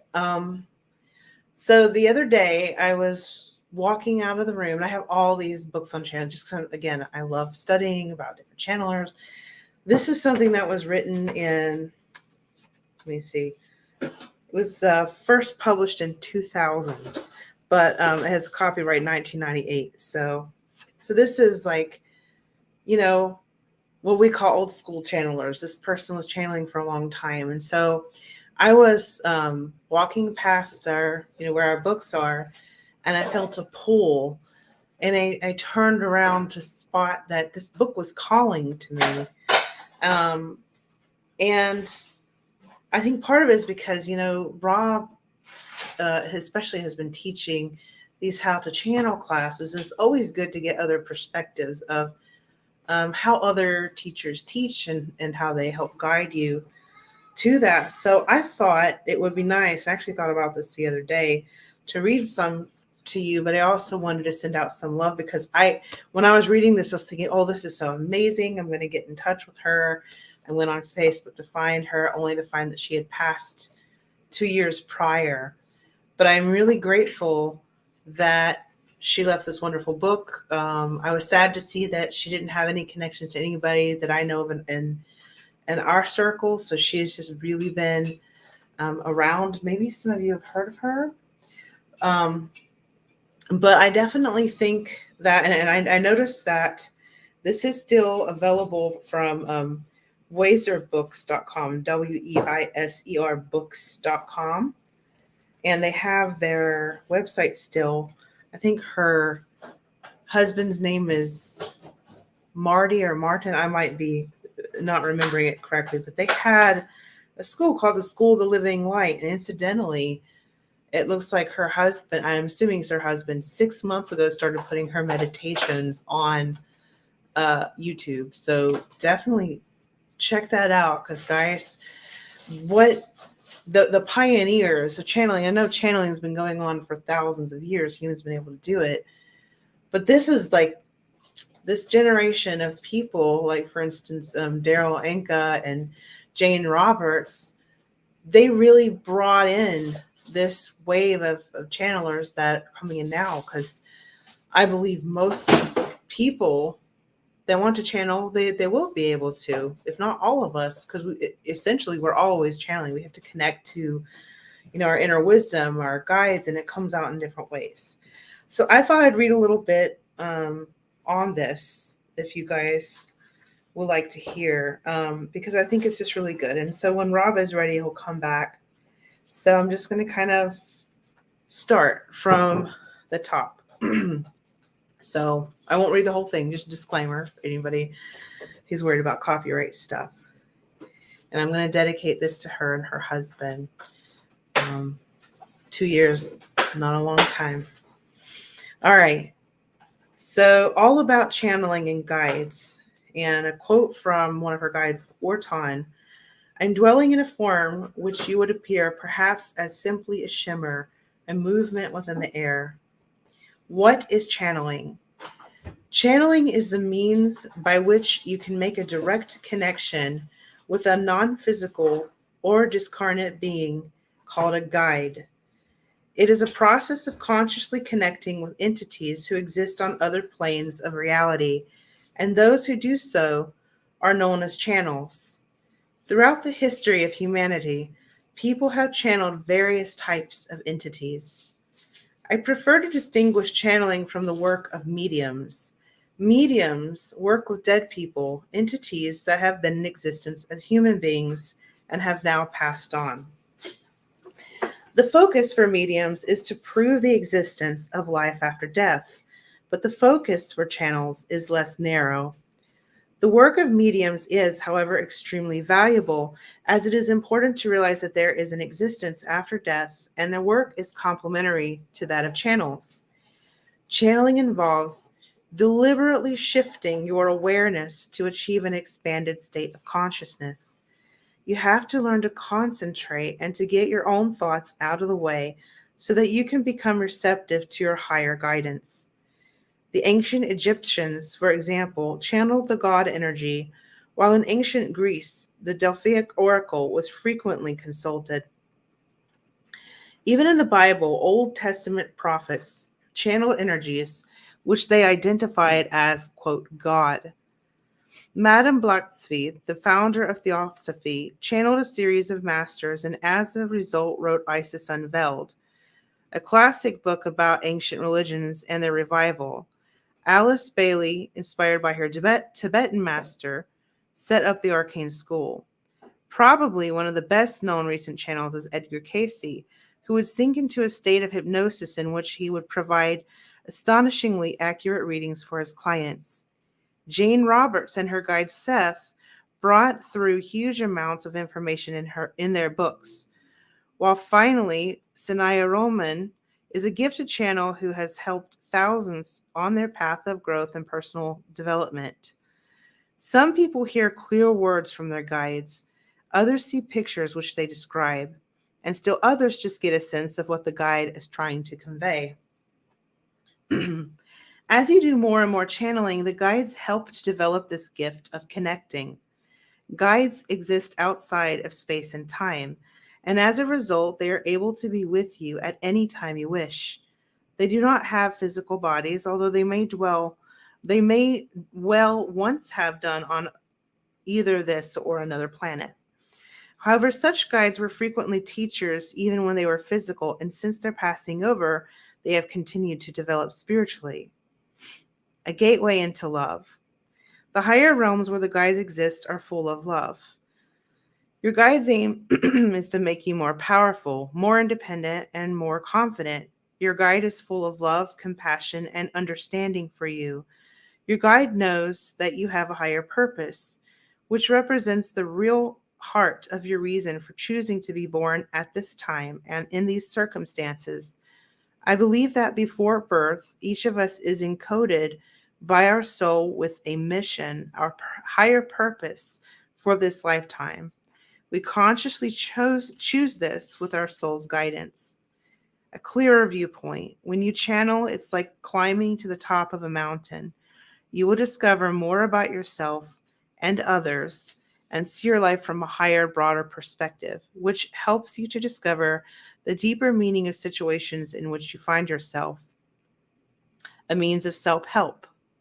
As a channel, you can learn to do things effortlessly if you choose, but you will still struggle if you choose that. This does not mean that everything will come to you and that you can just relax and do nothing. What does it mean? What it does mean is that you can gain a greater sense of what you want to create and will be able to find easier ways to bring it about. Channeling won't solve all your problems. It will only change you in the ways you want to change. You are the one who takes action, and you are still responsible for your own life. But working with a high-level guide does accelerate your growth opportunities and your learning curve. Channeling a guide will help you to see yourself and others with greater compassion and objectivity and less judgment. The purpose of channeling. When you decide to open to channeling your guide, what you're doing is bringing the guide's energy down to the physical plane which you inhabit. Guides have no physical form, but you do. You are the receiver of their energy, and you are the transformer of their energy. You transform their energy impulses into words that can be understood by other people, or you may transform the energy into music or painting, or you may choose to channel healing frequencies for the assistance of others. Spiritual work is about bringing the frequencies of spiritual realms into our everyday reality, grounding those frequencies so that they can be perceived by other people. Channeling is just a form of that, grounding in the energy of your guide and the things that your guide wants to share with you and through you with other people. In short, when you learn to channel, you are creating many opportunities for personal growth and development, as well as for service to humanity. Channeling will obviously result in different changes for different people, but typically people who channel become more self-confident, happier, clearer about their path and their choices, less selfish, less stressed over life's problems, calmer, more loving, and psychologically much stronger. One of my students told me that she and her guide have developed a marvelous way of bringing healing for her physical body. She channels this energy into her body, and within minutes, she can begin to shake off health problems such as colds and viruses. How can you tell if you're ready to channel? Good channels are those who enjoy thinking for themselves. They are often on a path of service to others, such as healing. They are also independent, open-minded, self-confident, sensitive, and in touch with their feelings. They are people who enjoy learning and who are open to new skills, ideas, and knowledge. The qualities that guides seem to value are dedication, enthusiasm, and the willingness to be a channel. You need to have a willingness to make your life work at every level and to attract a high-level guide. It helps if you have spiritual interests, a desire to help others, and a concern for their well-being. Channeling always seems to help others in some way. A common fear amongst people who want to channel is that they will be the one who can't do it. They are very concerned that they aren't ready, they aren't worthy, and so on. So how do you know that you're ready to channel? Everyone who completes the channeling courses we teach does actually channel during the class. And this is common in our workshops too. People tap in. Oops, I lost my place. Sorry, guys. Got it. Everyone who completes the channeling courses we teach does actually channel during the class. They may not be destined to be verbal channels, but they all make a good, strong connection with their guides so that after the class, they can develop the relationship to support them. I firmly believe that people are only drawn to the courses we teach when they are ready to use the material. Ultimately, only you can know if you are ready to channel. But even when you are ready, you may still feel very anxious about whether you really can do it. This anxiety is really just a reflection of the excitement that you're feeling deep down at the possibility that you can be a genuine channel. Fear is merely one end of a continuum, and excitement the other. You ready yet, or you need more time? Okay. Sure. It actually gets, I'm glad because we're getting toward. How are you guys doing so far? Just checking in.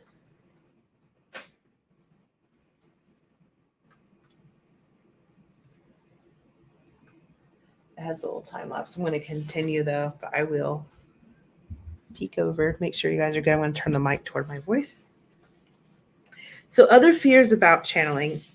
At the School of Living Light, and just so you guys know, they don't teach, I don't think, anymore because she's since passed. But the world we're in kind of just really reflects this energy, the work, the hard work that she and Jane Roberts and Daryl Anka and Esther Hicks, like, whew, they really opened up the doors for us. So it's out there. So at the School of Living Light, we have taught many people to channel, and there are some fears that come up frequently. One is that channeling will turn you into a space cadet, out of touch with reality.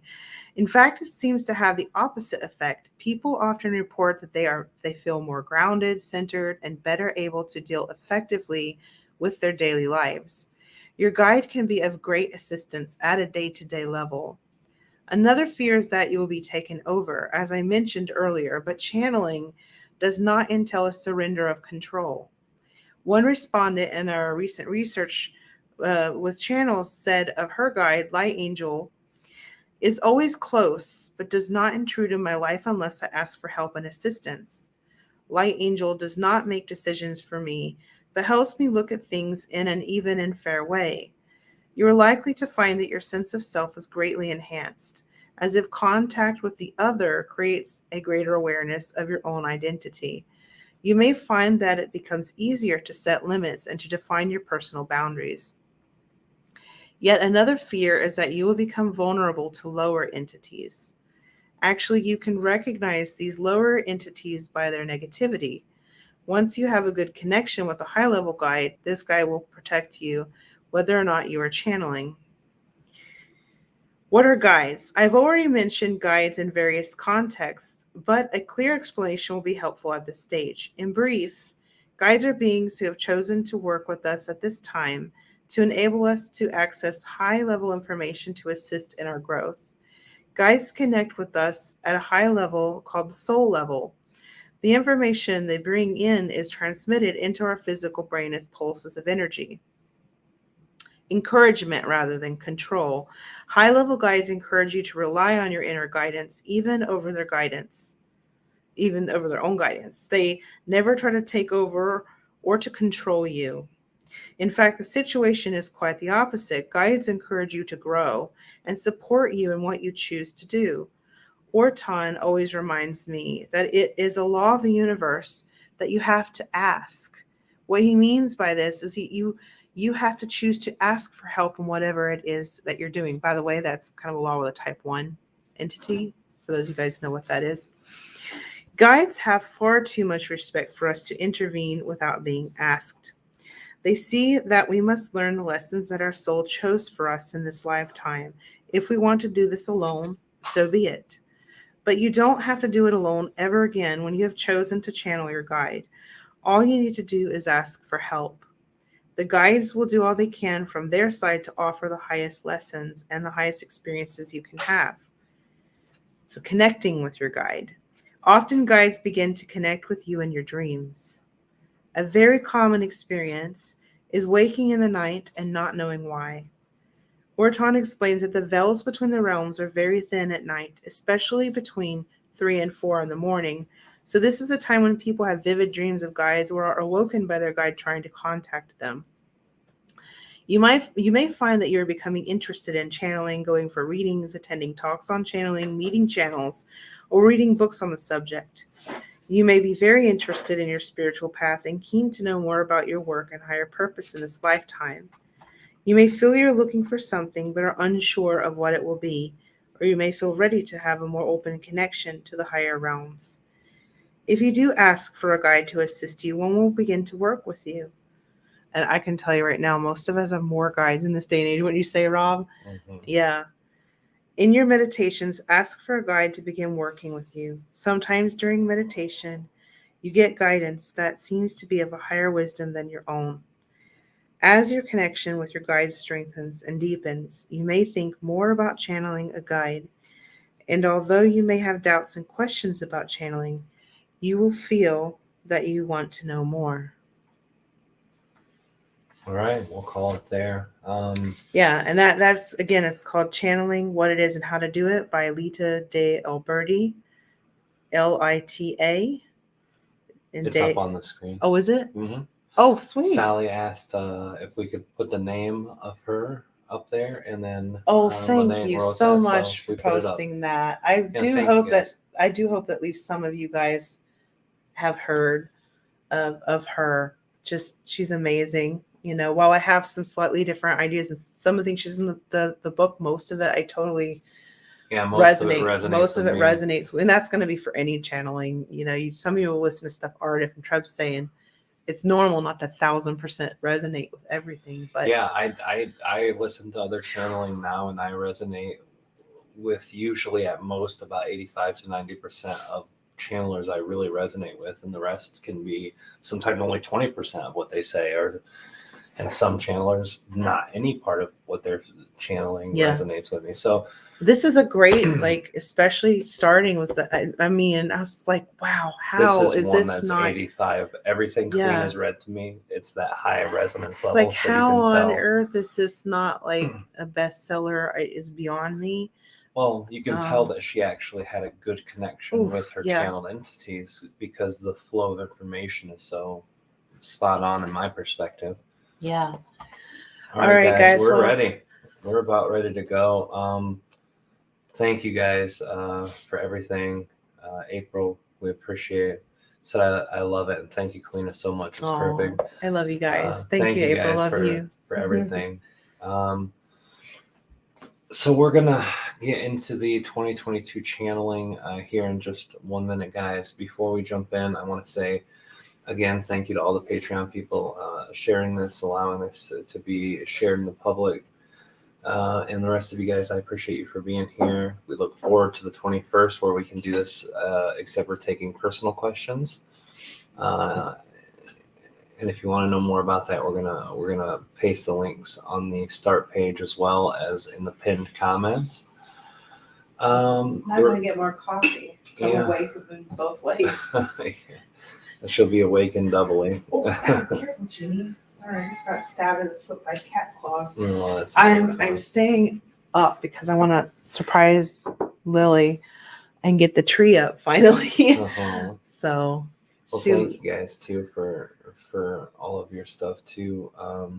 Go ahead, sweetheart. I didn't mean to cut you off. No, that's okay. I was just scratching at my foot because I actually cut myself in the bathroom and now got stabbed by cat claws here. Poor feet are getting doubled down on. Yeah. All right, guys. So enjoy the channeling. We're going to bring Aridif in here in just a second. I'm going to take a drink of water and then we're going to jump in. Here you go, some water for you too, Mama. Oh, I got some over here. Perfect. Thank you. I got lots of some over here then. Perfect. While you're let me actually point the microphone back over to you. I am going to go take care of my foot. I'll be right back. Go ahead, Mama. All right, guys. Enjoy. Aridif will share some things here, and we'll go from there. All right. Enjoy, guys. 2022. What's it about? What's happening? What are the energies doing? Let's find out. Love you guys. See you on the other side.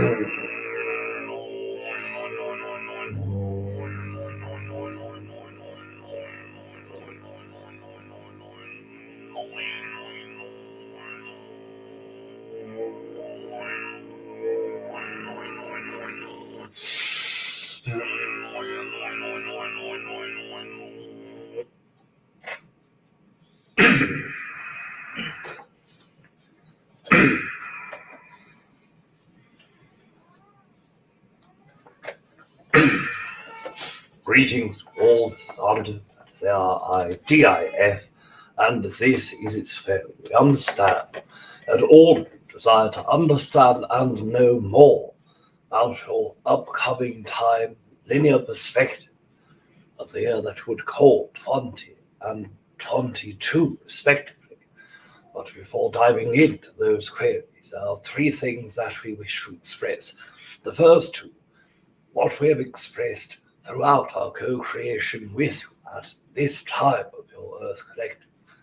The first thing that we wish to express, that above all things expressed in this day, to know, feel, and to perceive that you are loved in our perspective is of the utmost importance. Secondly, it is our greatest excitement, and within that same great excitement in which we co-create with you, not only collective format of all of you collectively, but all of you individually, which leads us to our third perspective. And greetings to Colleen as well. Greetings, dear Aridif. Thank you for being here with us tonight. Of course. And we love you as well, and you are loved. Yes, of course. It is truly our greatest excitement. And not only are all of you loved, but we love you as well. Now, we dive first into your construct of 20 and 22. We have done this with all of you several years into your past progressive timeline, linearly going backwards. And we have worked either through Treb Bor Yit-Ne and myself, or the combination of both of us have stretched over each year, the respective years, as it were, the time of that moment from the moment of projecting that initial co-creational conversation to the next year of your linear time progressed throughout your local perspective time. Although this gives us a great deal of insight to be able to work with you to show you the probability and possibility of overall arching themes for the co-created collective consciousness of Earth in that moment. They are only as good as that moment is. And with this moment, as in all moments of your last 1.5 years of your collective linear time, energy of your now moment shifts violently from moment to moment in some circumstances, so drastically shifting that some humans are not aware of the day after waking up and perceiving their now world as the same world or timeline from that day before, in their own introspective nature, in their own self-observed reality, or in their own respective personality comparisons for the construct and contrast of what is now and what was then. So we can take you into the forms of this in the construct generically. More so in this year, what we wish to share are the upcoming themes for the co-creator collective consciousness energy cycles, and what examples those can bring forward in certain circumstances and desires of the human co-creator collective consciousness. As all of you are highly aware, it will only work from the perspective of yourself through creatorship. It will only work from the level of collective that is tied into that excitement, building that one archetype of energy for collective consciousness in any given co-created source from that time forward. And if all consciousnesses come together in order to interact and bring that excitement without the hesitation of consciousness that would project a certain outcome or an expectational energy within that altered or perceived outcome, then of course you can have clarity in your manifestations.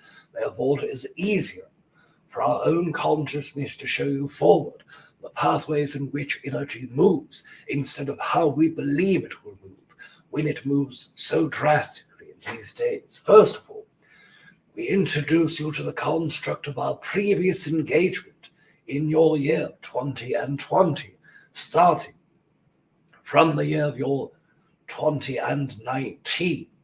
And we shared the energetic cycle and perspective of what was to come in the next year energetically.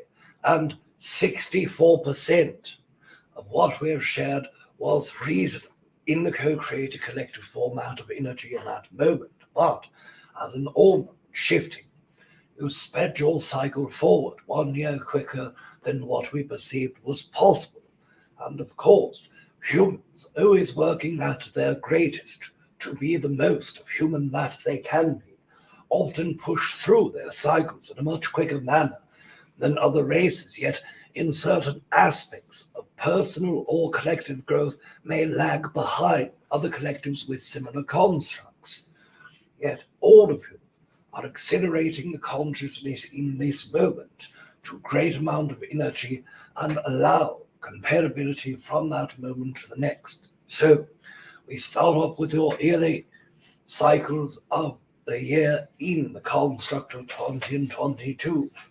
As you know and as we have shared at the precipice, at that energy which is the solstice consciousness of your 20 and 21, it relays the very end of your accelerated third density enhanced formed focused galactic consciousness and raises the vibration of overall consciousness to that of your beginning and threshold version fourth density implemented consciousness.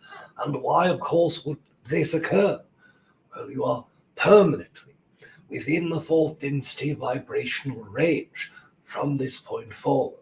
As all of you are aware, you have been within that shared energy of space in your 20 and 12, all the way to this year as you perceive it, as what we would call the third to fourth density exchange. And what this means is that all of you are in fourth density focused. All of you are focused consciousnesses living fourth density vibrational level. Yet most of you still experience maturity third density vibration and done so for the reason that your consciousness allows you to shape and shift that energy. What will happen now that your third density vibrational enhanced frequency is gone? For the most of you, this means that those shifts that have been uncomfortable will continue, but the way that you will work with that energy will be dependent upon yourself. Some of you are frightened for what could occur next in your experience, as all of your experience has shifted so greatly, and it feels as if it would be an indicator of something to be fearful of, something that, if repeated, would continue going through these cycles of drastic shift and of movement so quick it is hard to keep your head straight through the entirety of that building energy. Yet all of you are going through it and finding balance in those moments in between. Now, if you look at a pendulum that swings backwards and forwards, there always that split second moment where that energy that is converted through the momentum itself becomes at a zero gravitational point. It holds the energy vibration between swinging out and swinging in. That 0 point moment is only a fraction of a second, but it is stability. It is the counterbalance from the swing out to your swing in, and that vibration is what all of you feel you have lacked, just as the pendulum lacks the ability to hold the state of 0 point energy for miraculous levels of time, and that time feels to be stretched out greatly in moments where you feel peace, serenity, and at ease, yet you have not had that vibration.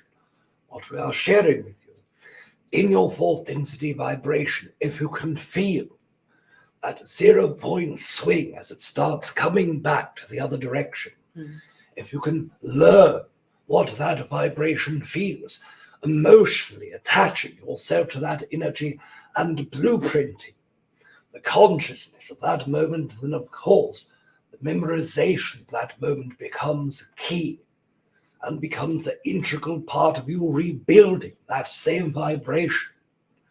And once you rebuild that vibration in yourself, knowing what the emotional to mental mixture should be, knowing the perfect blueprint and recipe to rebuild that construct in your experience, you can master yourself at 0 point energy. Most of you cannot do this for long periods of time. Most of you will understand the moment frozen in that 1 second, freezing your own conscious time ability, stretching your now moment to great degree in order just to feel it 1 second longer, so that you can remember all that you can about it. And once that moment occurs, the rebuilding process will feel painful. It will feel increasingly egregious to rebuild each time that you desire to feel it, or to gather another piece of it when you feel it come back again in the opposite direction. Yet it is essential for all of you to pay attention to that moment when it comes, if you desire to know that moment. It is truly the knowing of that energy through repetition, through wild swings forward and wild swings backward. The sensation of being that moment that allows you to continue to know more parts of it, to continue to construct the energy. Just as those who build buildings as architects in your planet, they cannot draw your house out in one day. They must understand the nature of how the foundation is built. They must understand the nature of the beams that are placed upon each wall in configuration for the electric and the plumbing. They must understand the weight-bearing load of the wall. They must understand the material and the weights and the density of those energies before they are able to move forward. Yet they know that energy intuitively. They feel to learn the vibration of what will work and what won't. And of course, they are utilizing their other skills in life. All of you have those other skills, although they are different from person to person. All of you hold alternative life skills. As an architect knows mathematics and geometry, human may know emotional wellness. They may understand mindfulness in nature. They may understand the art of meditation or astral projection. They may understand that hard knocks of life create great building pathways for the experience of their own. Yet that same experience will destroy another human, not being able to deal with any more stress in their own experience. But even that human who holds no bearing for the weight load of stress to be in their own life has other strengths. Perhaps they are able to escape themselves easily when stress becomes great. Perhaps they are able to start actively working with others and helping them so as to see their own problems channeled forward into a direct manner in front of them by projecting their own constructs of difficulty onto another and then watching them in real time help that person alleviate their own. And these constructs will come together differently for all of you, but all of you will have the one theme in common. Only those of you who are successful at finding the 0 point moment will be those who simultaneously understand the great gifts within yourself. And although it is not the same gift, it is the same understanding that allows you to integrate your strength into the moments of hardship that come in all periods of life. Most beings who step forward into the Earth Collective will tell you that at the moment of fourth density, all things will be perfect. This is incorrect. We have said this to the human collective for as long as we have co-created with you, that the moment of human exhaustion leads them to hope that all things will never be adverse again. Yet in the moment of overcoming adversity, your greatest strength shines. Your greatest heart opens.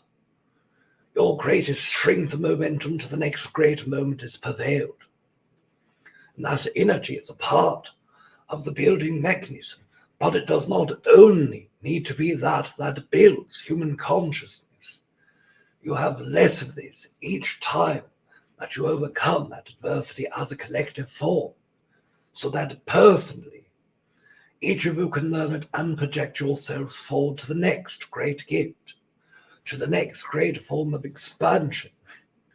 And what occurs in your fourth density that did not occur in your third density as frequently is that literally the standard in which you create is 100% pendant of the direct relationship that you have with yourself in that moment.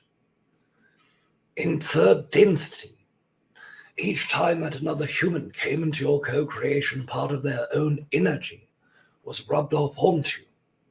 Part of it could be absorbed by the heart and mind. And of course, this can occur in fourth density too. But the allowance of another to move your vibration is something that will not occur in fourth density once you learn to structure the energy inside of you as you desire to see it. Meaning that if you are perfectly in harmony with yourself in fourth density, whereas even when you could be in alignment with yourself, if another negative being that was a human with great baggage upon their selves emotionally and mentally came into your co-creation, it would bring down some of your own excitement. This energy has to be worked upon, but once you practice that 0-point energy mechanism and work on the swing back and forth, you'll find yourself able to build that excitement, build the lack of resistance in yourself by yourself, from the degree in which you can grow either independently or with a collective, even if that collective is widely against yourself. We have always asked you in your co-creations with others to perceive yourself in the manner you desired for the outcome to be. And of course, this is still applicable in that way. If 10 humans go into one room and co-create and 9 humans desire one outcome, that one human will either fall prey to the 9 humans that desire other outcomes to their desired outcome, or they will have to leave that group into their own creation. Now, you can have both the group of 9 and the one with desired outcomes coming out into that manifestation to greater sense. This is the differential in fourth density consciousness to third.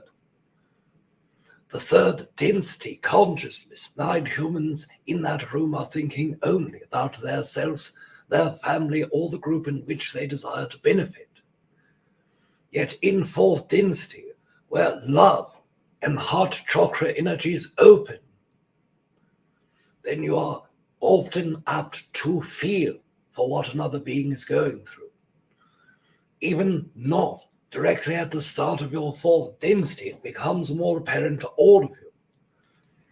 How many of you have looked upon your neighbor and found great love or great distrust or disharmony in the last 2 of your years? And how many of you now can look at that same neighbor in a different perspective? We have always listened closely and intently as humans speak in the construct of their own consciousness, and we understand when they are speaking to one another.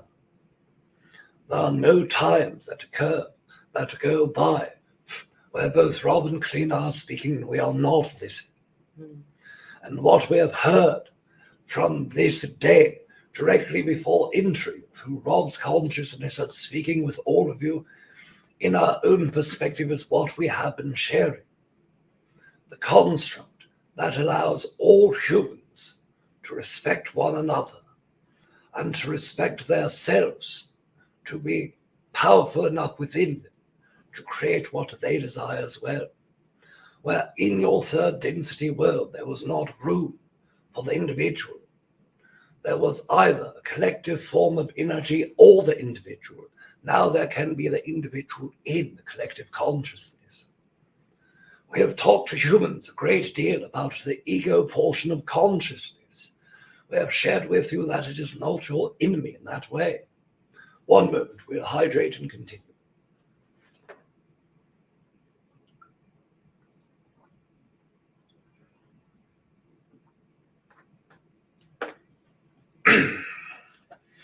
We have shared that the ego portion of your consciousness is not your enemy. That the ego portion of your consciousness manifest as a part of your animalistic portion of consciousness, second density vibration, raising out of the elemental to have instinct. And that instinct is a great part of keeping the physical body safe. It is also a part that does not require registration of a higher formed mind, and one that can perceive linear time that is dedicated to your third density experience and not your second. Humans going from a second density vibration, being fast-tracked into your third density thousands of years before the vibration of natural evolution were to occur, it sped that development of your ego up forward as well. Most entities who step into their third density vibration from the egoic portion of consciousness are able to take that form of their consciousness and are able to perceive that energy in compatibility with keeping their own emotions safe. But it is also designed to keep themselves active in an environment of co-creations with other consciousnesses, knowing that by being an individual in a moment of early third density development can be just as detrimental to their own physical safety as that in social grouped animals from second density. And the human construct is able to take that energy in a healthy form of third density and take the egoic portion as the indicator of emotional protection primarily at first, and grow it into a place that understands its own self in a form of community. As we have shared, even unhealthy third density egoic portions of consciousness, as they grow to fourth density, also start implementing the separation of what was, the animalistic emotional protection that is occurring, and becomes a singular identity to a part of consciousness that is in a collective form of consciousness. In our own planetary consciousness, all of us are connected.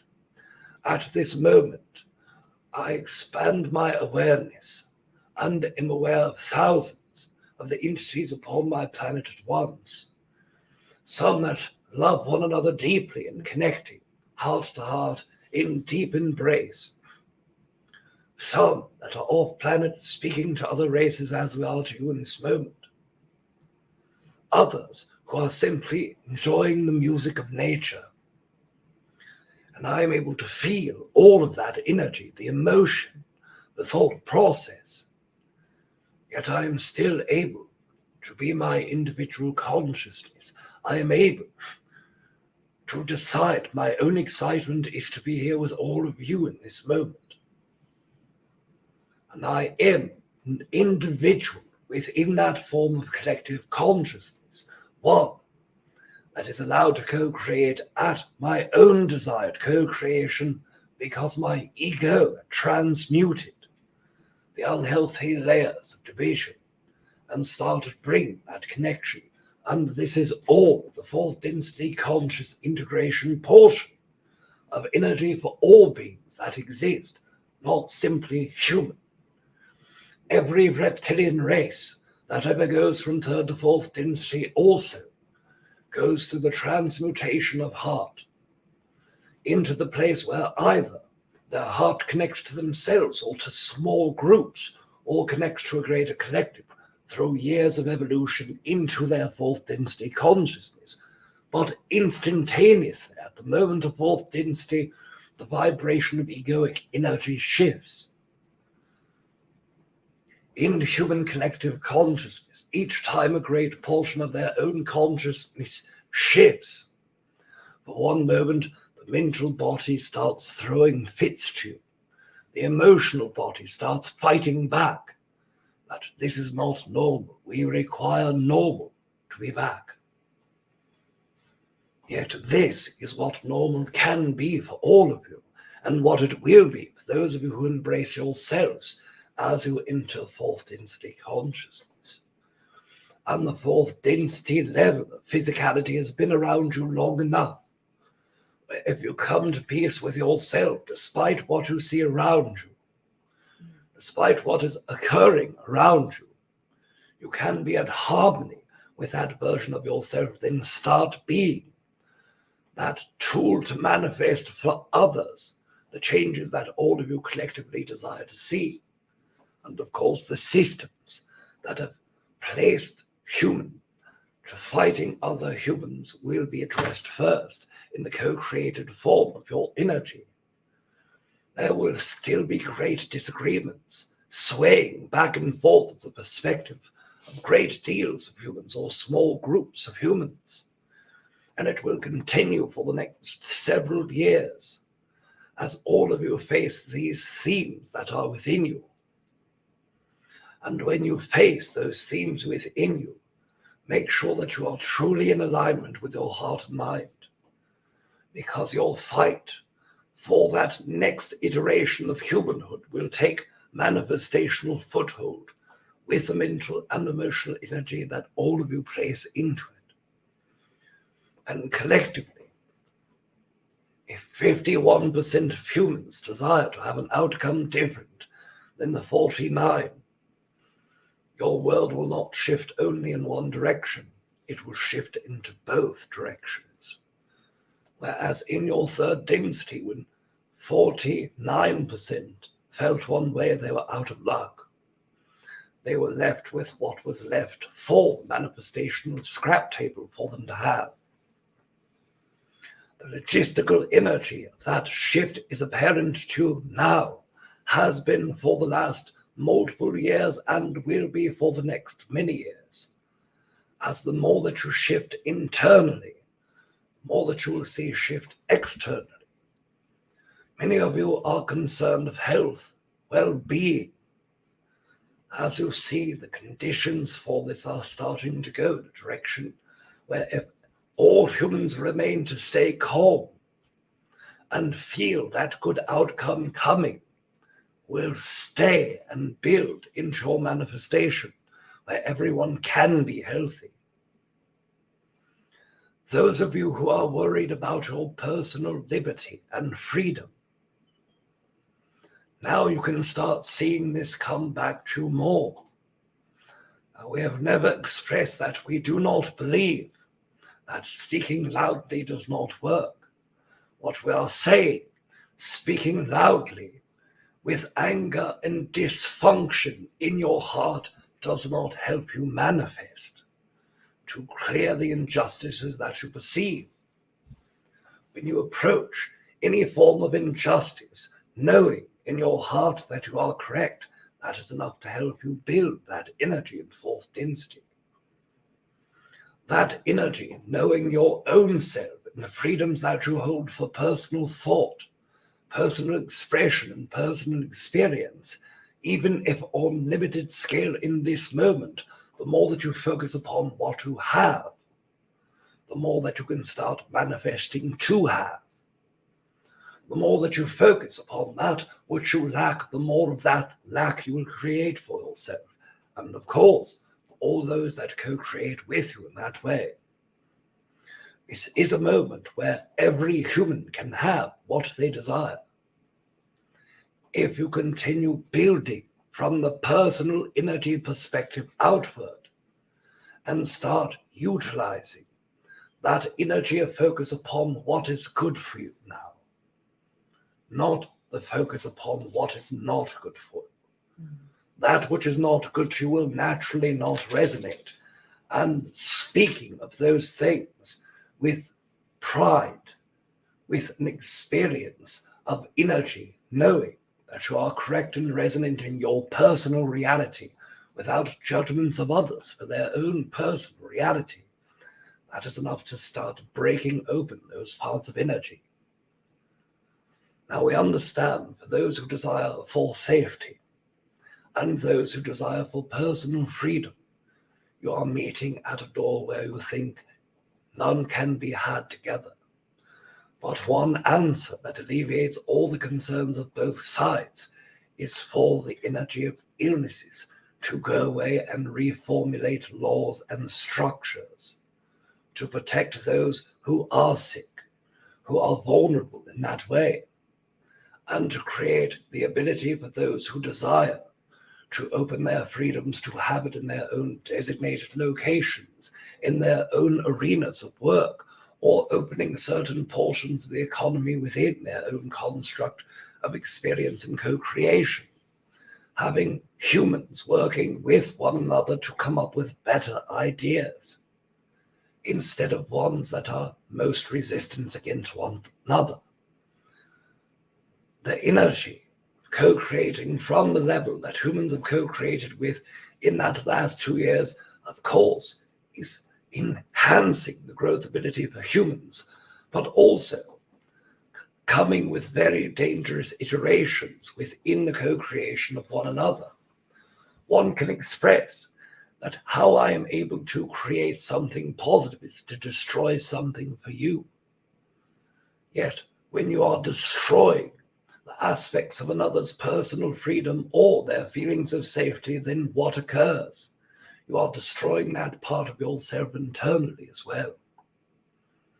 When you fear that energy of those that want freedom can cause havoc and destroy, and you try to destroy their own ability to have that freedom that would endanger you from your perspective, then of course you are only suppressing the parts of your own self that also desire freedom.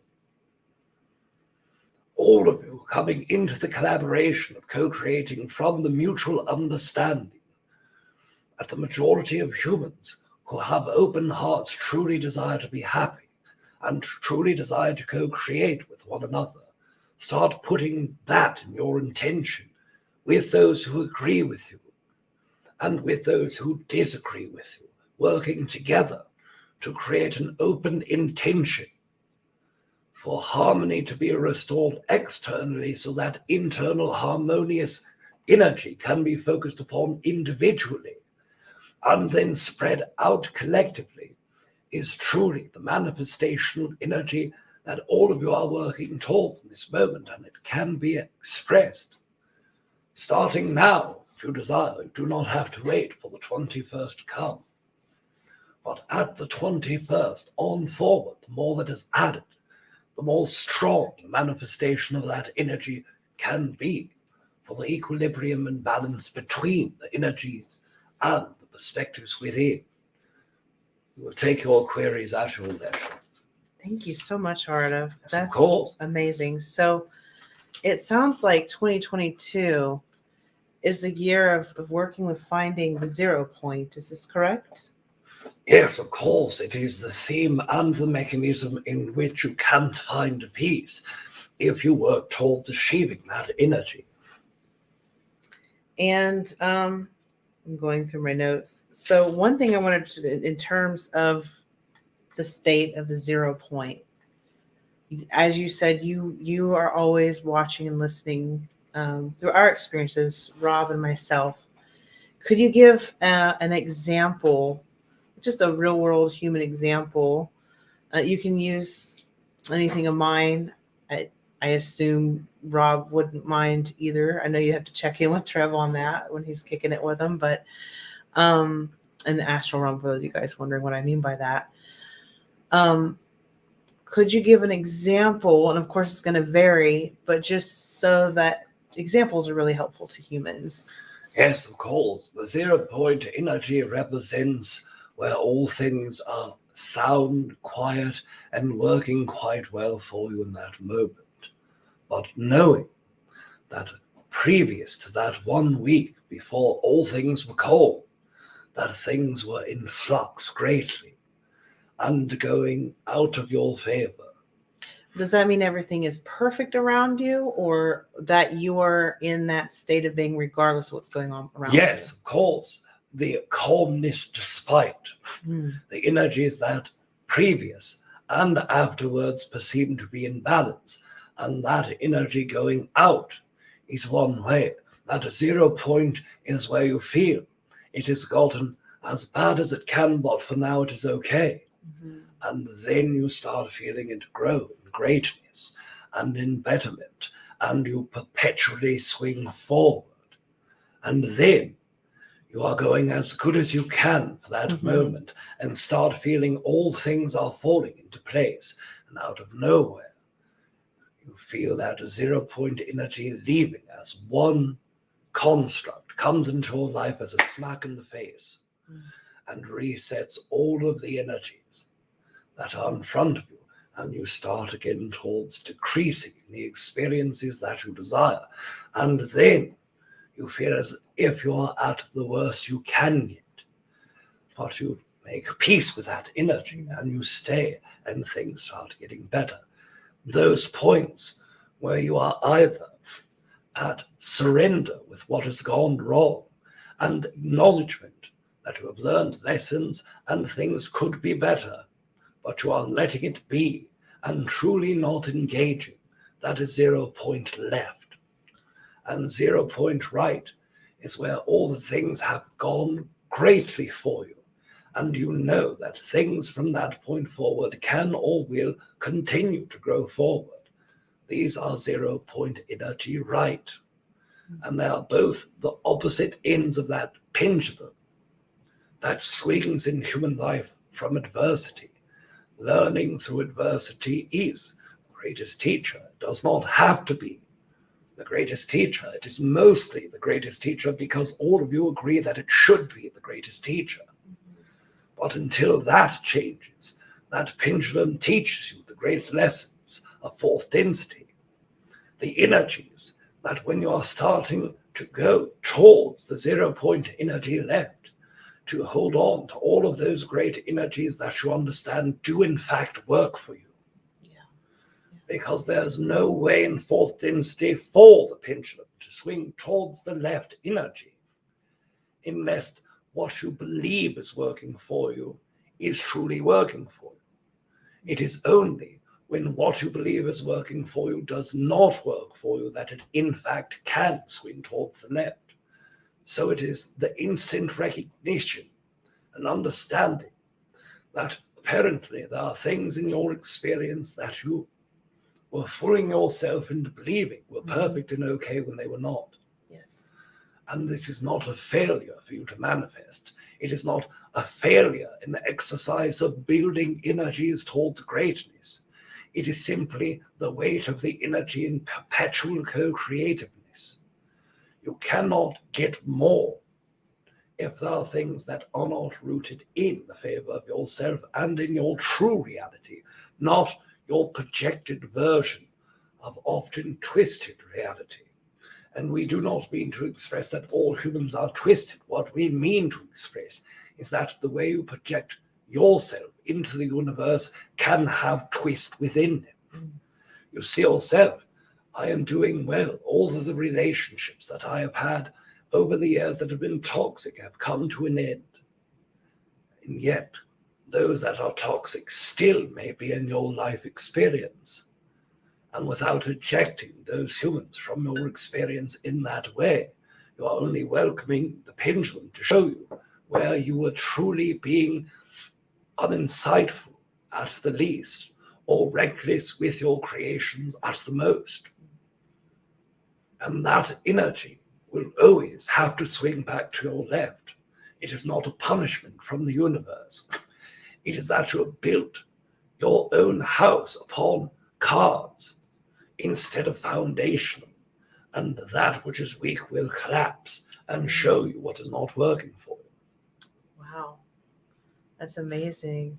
And I find when I am in my 0 point, that's when I find more of the true focus within myself. I find my true excitements and passions and the motivation, the desire to create within myself and what I also want to put out in the world. I would assume that this is a pretty typical thing that one would experience when they're in that 0 point, because it's like calm waters. When you're in the middle, you go from the turbulent ocean, whether it's like the fun surf wave or a storm coming upon, a ship, versus you got calm water, you're able to reflect and really see. Does that make sense? Yes, of Can course. you And expand upon that state of focus that comes from the 0 point? yes, of course. It is the moment of stillness as you've expressed. It is also that moment of perpetual energy slowed for 1 second. We call it at a 0 point energy because progression is paused in that slight moment. You feel that you are growing in that way, and then it changes. But for that moment, you have clarity on where you are and what is working and what you feel could have greater work. And then it will go towards what the great work should be upon. Then you feel as if you are going towards negative experiences, more so and more so, as all of those old are broken underneath you. And then at that 0 point moment, the expression of clarity gives you, I understand now what does not work. Many humans say that this is a humbling of the human ego. And of course, we are not resonant with that construct, as it implies there would be some part of every human that believes they should have better things. And we agree that all humans deserve better things if they believe they deserve that better thing, if they desire to have that better thing. But you cannot know what can be better unless you face that which is not the best. And real quickly, since you mentioned the word ego multiple times, everyone has their ideas of what ego means. A lot of us have been taught different variations of what ego is. Could you describe what in your mind the ego or even human ego is? Yes, of course, it is a part of your lower fractal consciousness energy that separates the unconscious and subconscious from the conscious mind. That division is splitting your emotional body nearly in half and tries to take care of the lower emotional energies that are within the human body and human psyche. That energy that relates to sexuality, to safety, to the version of your sense of self and inside of the heart and center of love, and must protect all of those parts of the energy. While that in the higher heart and all of the chakras northward of this energy, of course, are related to expanding and expansiveness. Now, in that way, it is fair for some humans in their perspective to express in our own perspective that if the ego tries to make you small, it has to create a feeling of smallness for you. Otherwise, it cannot do what it is desired to do. Safety, right? Yes, of course, safety, but regulation of that safety, regulation of the energy that is embedded within what safety means in a physical reality of duality where danger and disconnection do in fact occur. Many humans believe as they enter their spiritual journey that the construct of emotions that are dedicated to feeling unsafe are unjustified and only cause low vibration. But when you are out into a New York City in a neighborhood that is extremely dangerous, can the construct of positive thought alone in the mind keep your body safe? It can for some of you. Most of your beliefs are not that strong. Most of you will fear when you see gang members with guns around you. Most of you may fear as you see another human being being beaten up or raped in front of you.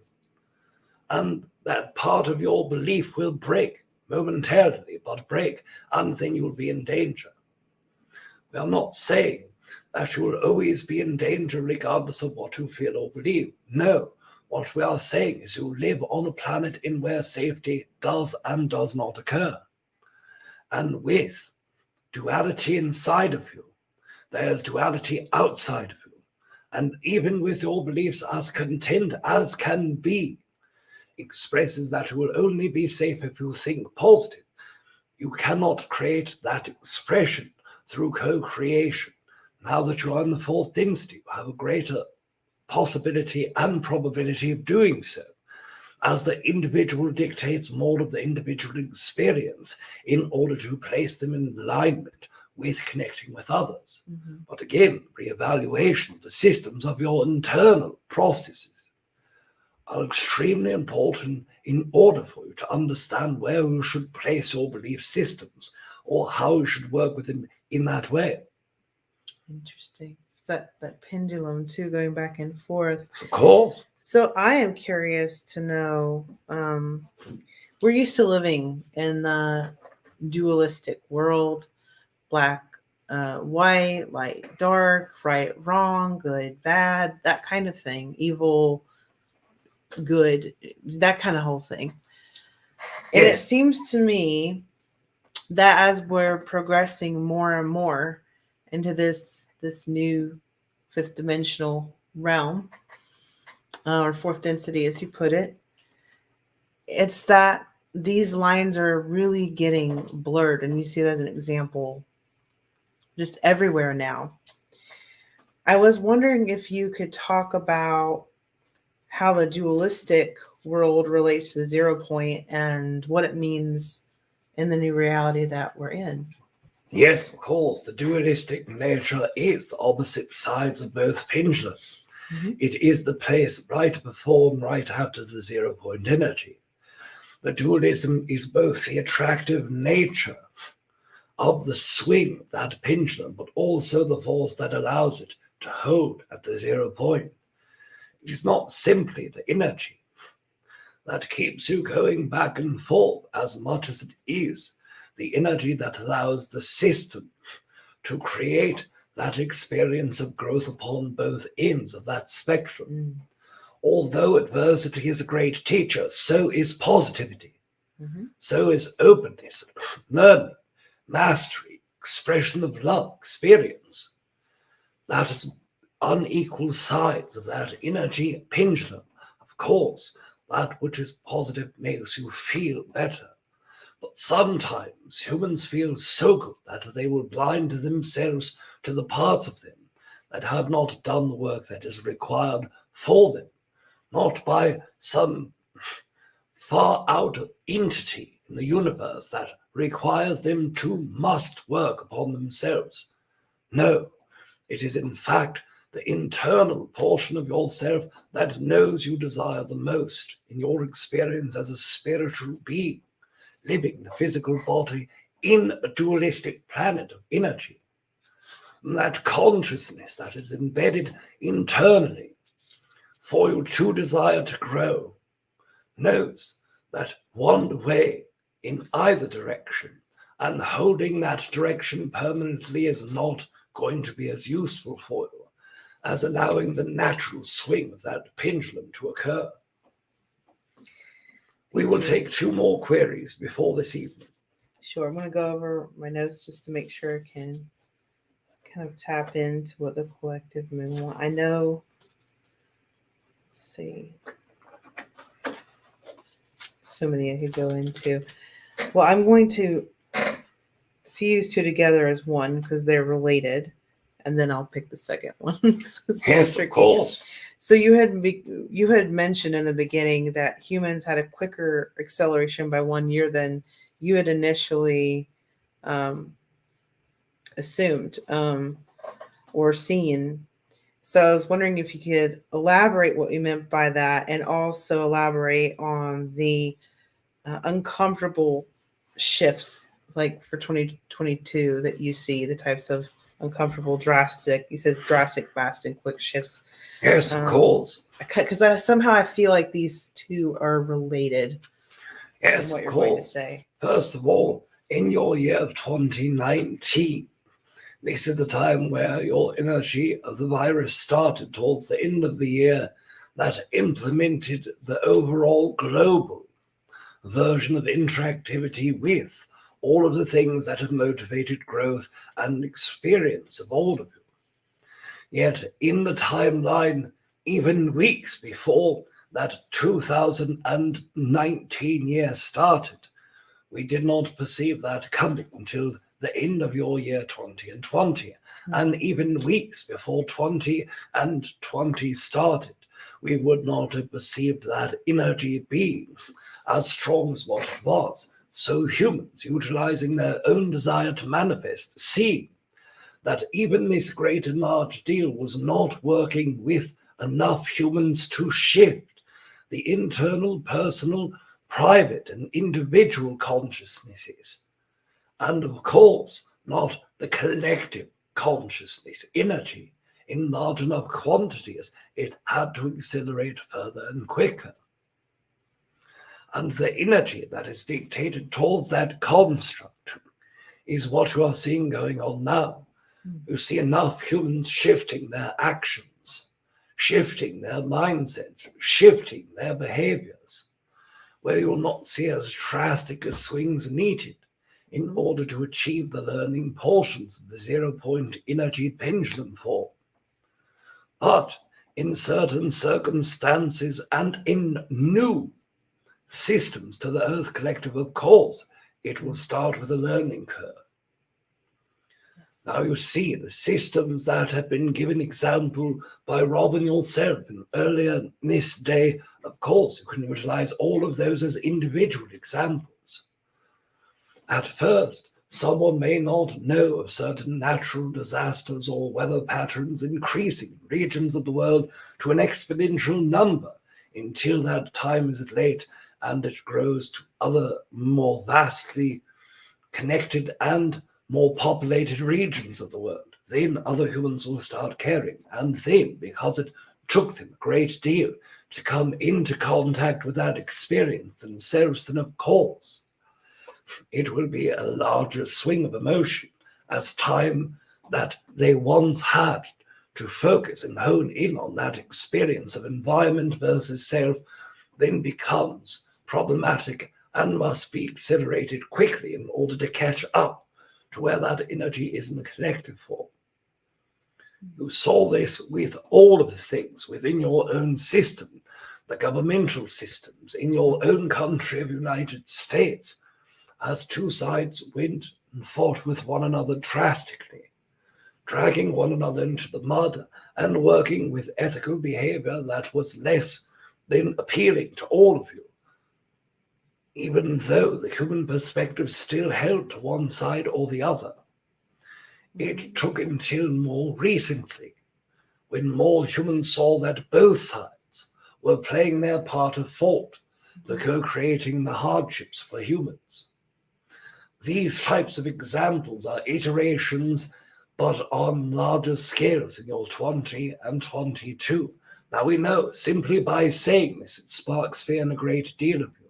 But we understand that the nature of those experiences that you are holding are the personal fears that are within yourself, or the resistances that can or cannot come. Yes, the Earth Collective will shift greatly in the next 4 to 5 years. Some of you are older and holding physically older bodies. These changes will feel more jarring for you than it will to a being who has only existed on Earth for 15 and 30 years. But these are not abnormal to the growth of your Earth Collective. Remind yourself where all of you were at your childhood and see how drastically the Earth has changed in 40, 50, or 60 years. Knowing that that has occurred in that time, then what is another 10 years going to look like for all of you? That alone is a scary thought for many of you, but much of it is natural needed progression. Humans are afraid of technology integrated to their physical body as artificial intelligence, microchipping, etc. Yet under the right conditions and creations, these can be positive changes for human beings, for the health of human beings, for the longevity of physical bodies, for human beings who hold damaged organs or bad health. But if it is implemented through means of selfishness, if it is implemented through means of greed and not a desire to help, then of course it will manifest into worse ways until the pendulum swings back. The important process, all things that are new to you, if you do not allow that initial shock of anger or fear to come into your heart and try to objectively perceive all of the things in front of you, will find most of the energies of that which upset you would not have upset you if you would have held to the vibration of neutrality for one moment. Or if you would have held to being open to the possibilities of both positive or good outcomes, and the nature of bad or negative outcomes. That's amazing. Yes, of course. Thank you, Aridif. And before I want to make some comments before I ask the next question, but I glanced over at the chat room, and I don't know how, but somebody got blocked. I just wanted to let you know who you are. It must have just happened. We didn't block you. It must be a YouTube thing. So hopefully that won't be permanent. I was trying to figure out what's going on, but strange things afoot. How about that pendulum, right? So I wanted to go over a couple things before I get into the next bit. Yes, of course.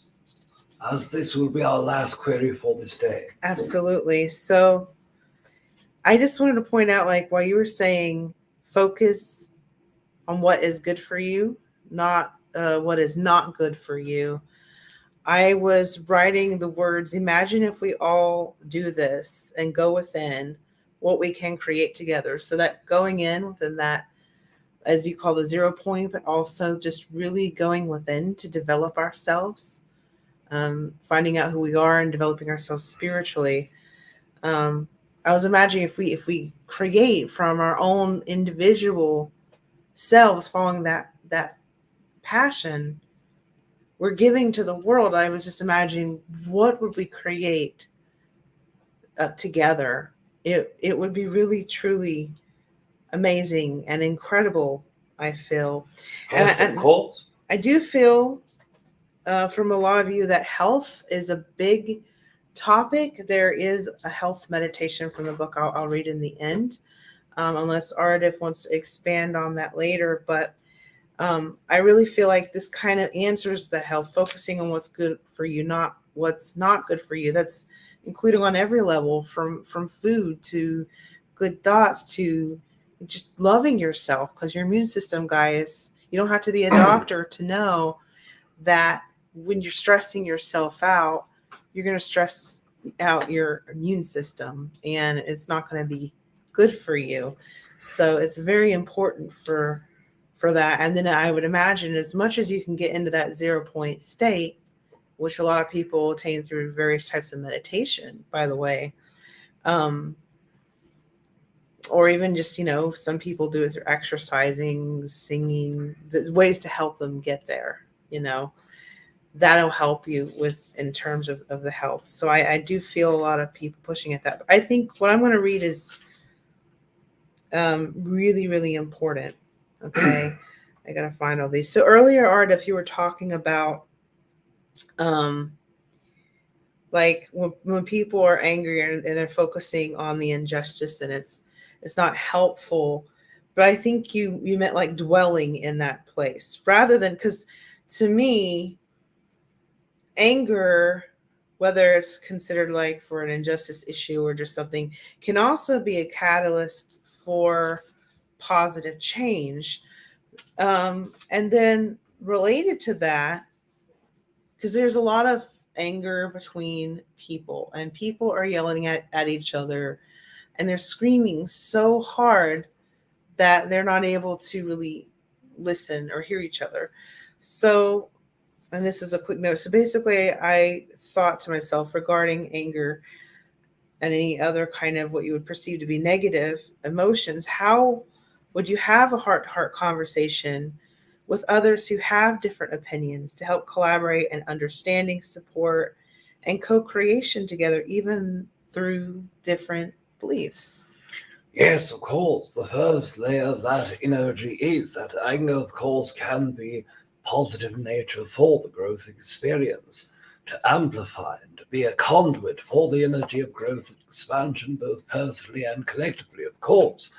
Engaging with others in those conversations that you understand the other perspective angers you, and the opposite experience angers others. It would be to go as conversations that averagely go well. Human collective always start. I wish to listen to your perspective of what this is. why this certain aspect angers you.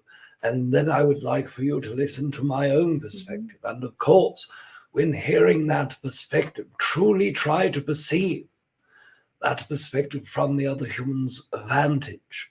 If not, then you are pretending to listen in order to tell your side of the story. And this does not benefit either of you. The energy that truly allows growth is the recognition that even the energies that are outside of your perspective still hold validity, even if that validity feels extremely misaligned with your own. The anger and the portion of energy in that acceptance is often best used in this order.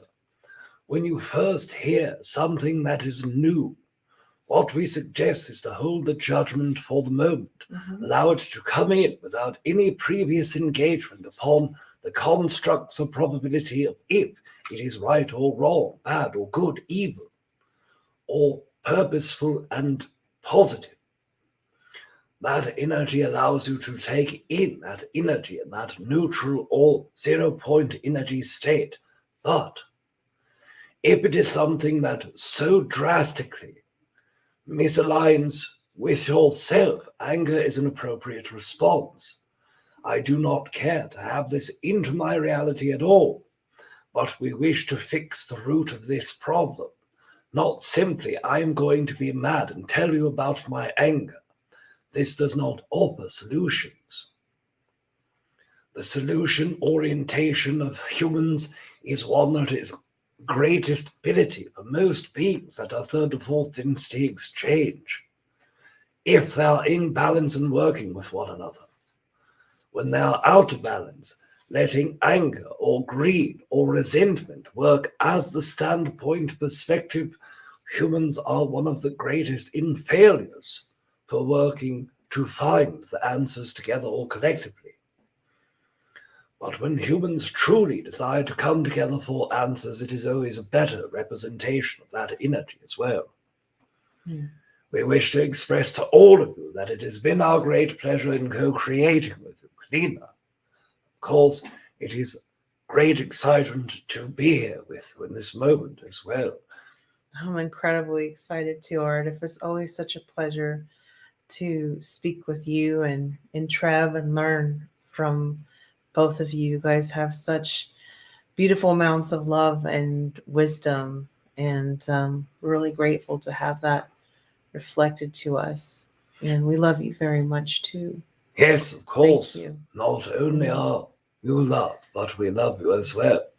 We wish to express to all of you that as you have thought the ideas of growth and expansion of what can or will come in your next year, we have perceived the parts of our own consciousness that work with you and the allowance of your energy towards the future constructs of co-creation.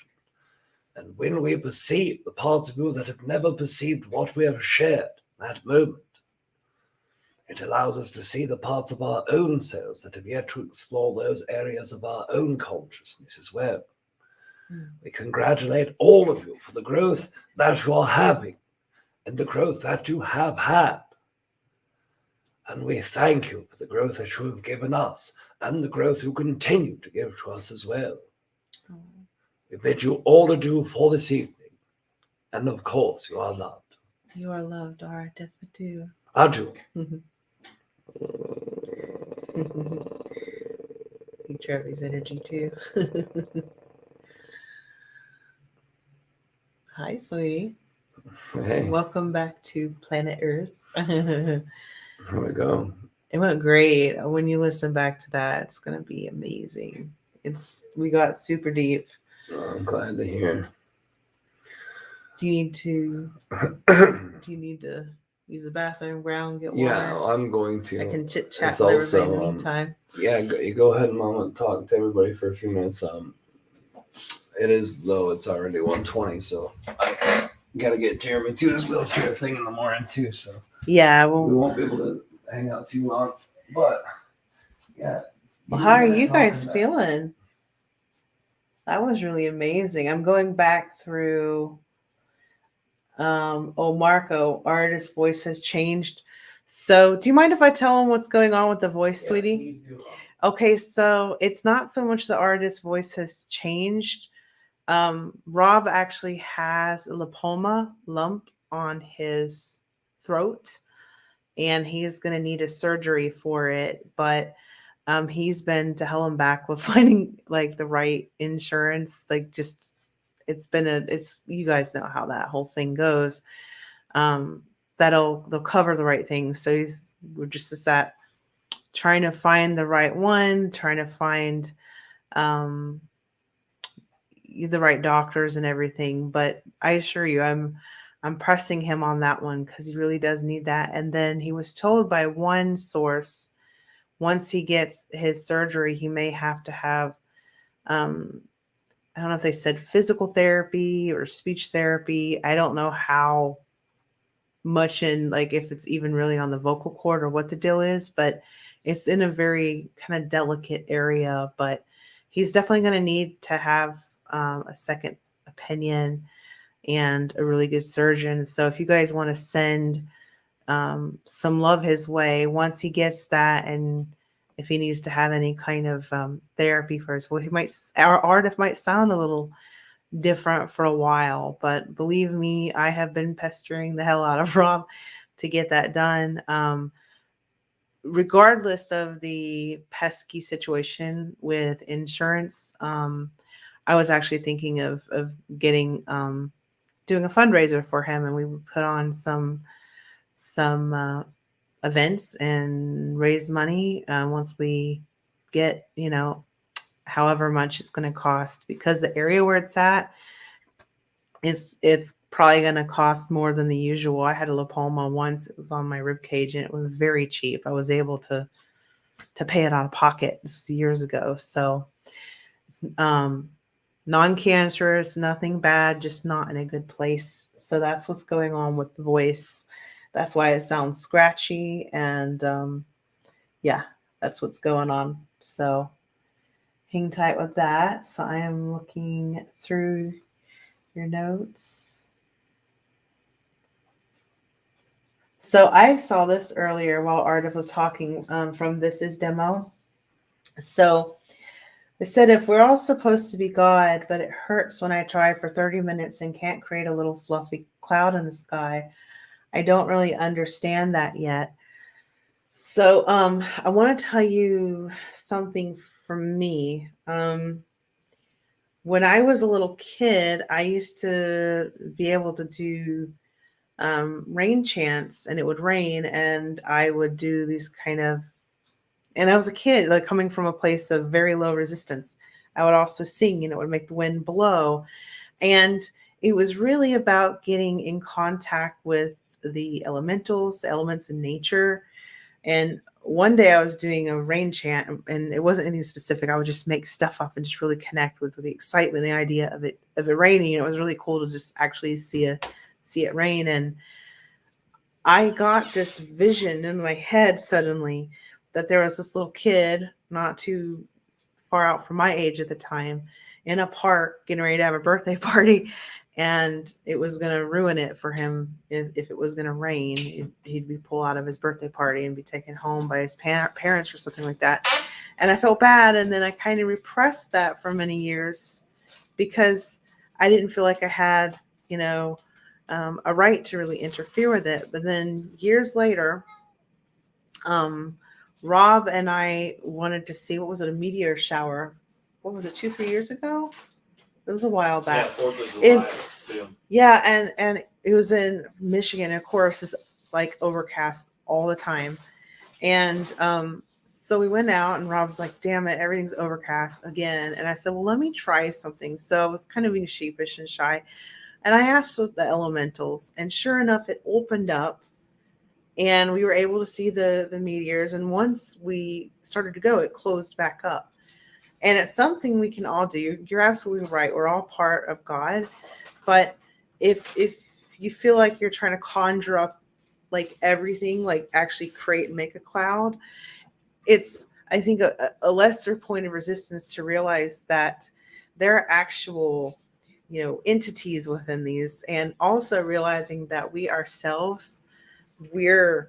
ourselves multi-elemental beings. We're made up of mostly water, like our earth. We breathe, so we're an air elemental. We've got electricity going through our brains, so we're fire. We're made of carbon. we're made of earth. We're just in the ether. We have the spiritual thoughts, so we're literally made of all of this. So that's how we're able to deeply connect with these elementals, because we ourselves are elemental beings. So really think about the connections of what makes up a cloud scientifically, but also spiritually within yourself, and connect with these beings, these entities, this grander part of nature. And then also try not to have an expectation of how it'll be.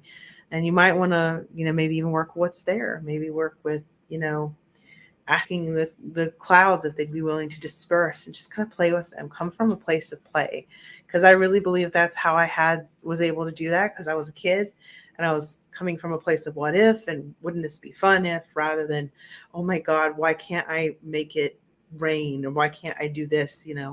So try that out. I think it'll be fun. They might surprise you with something totally unique. And then Star Citizen modding, so sweet. So we are God, but nobody understands what that actually is. Even God is impressed with existence. I think it's so beautifully and poetically said. And then Sprocky R says, God expands outward from within. It's not out there, it's within all of us. Totally agree with you on that. Sally says, we are God because we are made from the same source, God. We are a representation of that original source, and therefore we are always creating and experiencing infinity. And Sprock says, many go within to find God, but to truly connect with God is to expand outward from within. We are meant to express creation, not worship or glorify it. And April Christman says, co-creation. Chicken Hawk says, we are loved. And so it's just amazing, like what the Atom Twister says. I like that name, by the way, the Atom Twister. A great joy is to have been here and co-create with all of you. And I agree. It's amazing. And you guys, you realize you're channeling as Rob is channeling Aridif. Like this is what I mean. Like all of us here are channeling this beautiful high vibration of love. And I know that Rob, before we go out, because I do know that a lot of you are still thinking about health, I do want to go out reading this meditation on health. Unless you're driving, don't lay down or don't close your eyes, please. Before Kalina reads that too, I just want to chime in real quick.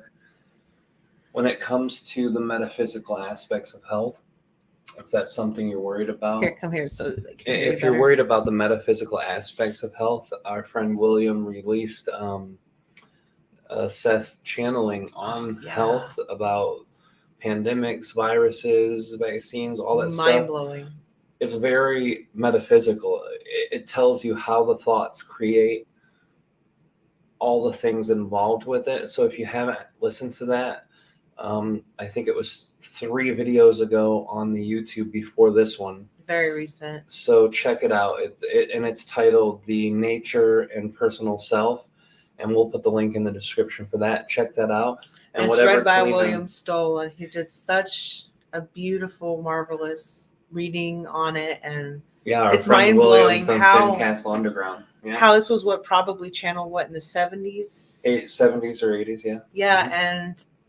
And it's so right on for today. It's as if Seth really knew is here with us still. Absolutely. I do want to say one more thing about health too, and this is not to scare anybody, but I know some of you guys are, and though I'm a little weary to use the word contracts, I prefer the word agreements, but contracts is fine. It's a strong word. It's good. We've got soul agreements or soul contracts. There's a lot of changes going on. Okay. Some people are, yes, they may use COVID or certain other things that I'm not going to mention. You know, that's it doesn't really matter what the method is. Some people are going to pass because it's meant to be their time to pass, because as we are going through a rebirthing phase, some people are going to kind of transmutate while they're in their body, and it can be very uncomfortable. And others may need a break from this and they'll be back. I feel like my mom was one of them. She passed in May. She got a very rare heart issue.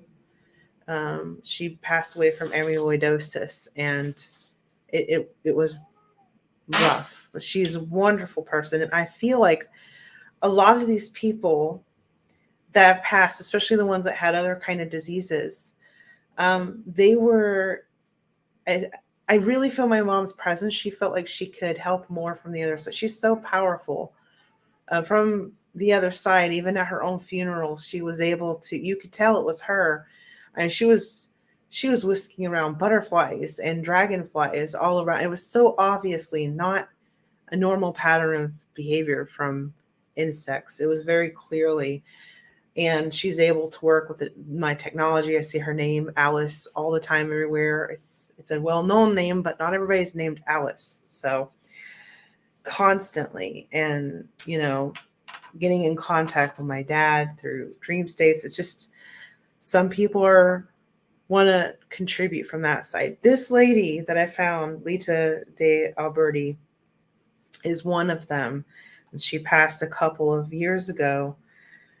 For most, probably, I would imagine most of us, even if we're having some illnesses, for me, I'm actually going to be getting tested for potential autoimmune disorders. For me, I know metaphysically speaking, that is representative of me beating up on myself and attacking myself. So my body is energetically going to do the same. And that's something I've been recovering from spiritually, mentally, emotionally. The other thing is, again, sometimes we just need to come in with certain conditions and learn from it. That whole pendulum and finding that 0 point. With that said, those of you that are safely at home or somewhere where you're not going to crash into something or, you know, operating hard machinery or something like that, you can go back to this if you're not. And feel free to listen, but try not to get into a trance. For those of you that want to go out on a meditation, feel free to clip this out later, and hopefully maybe her husband will have, I know she's done these readings and she's got a beautiful accent, just wonderful. So hopefully she'll put this up on the channel that I believe her husband put up. I'll try to contact him too. For now, you'll have to listen to my voice. So this is a meditation. It's called Smiling to Your Body. Spend a few minutes settling your physical body into a position of comfort. Keep the back very upright, but at the same time, relax all your muscles. Now let your breathing settle down to a comfortable rhythm and start to imagine yourself as a 5-year-old child. Now on the in-breath, see yourself as a 5-year-old child. And on the out-breath, smile with compassion to that 5-year-old child. Actually smile, because the energy of smiling can heal you emotionally and physically. Repeat the step 3 times.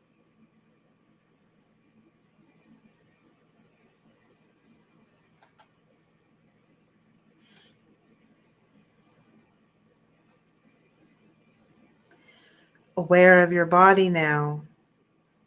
On the out breath, smile to your body, your whole body, smiling warmly to your whole body. Repeat 3 times.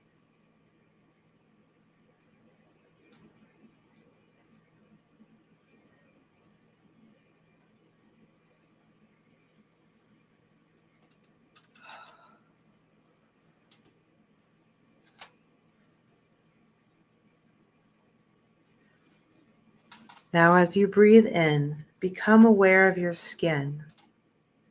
And as you breathe out, smile to your skin. Repeat 3 times.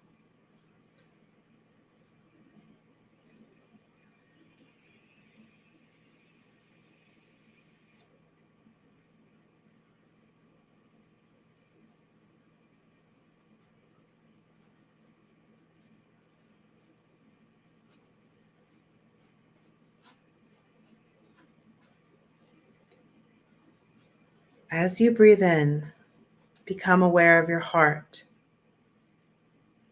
As you breathe out, smile to your heart, and in your smile, feel the energy of gratitude. Give joyous thanks to your heart for all that it does for you every single day of your life. Repeat 3 times.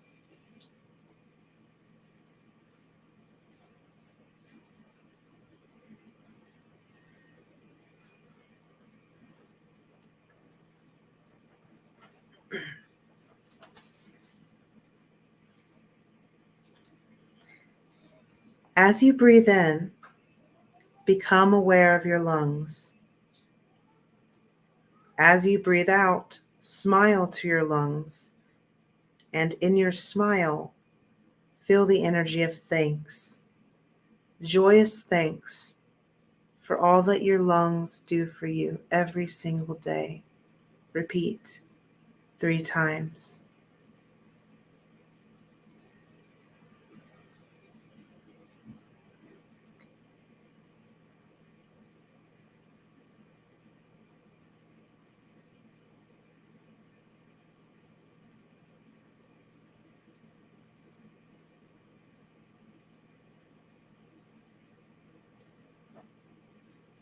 As you breathe in, become aware of your liver.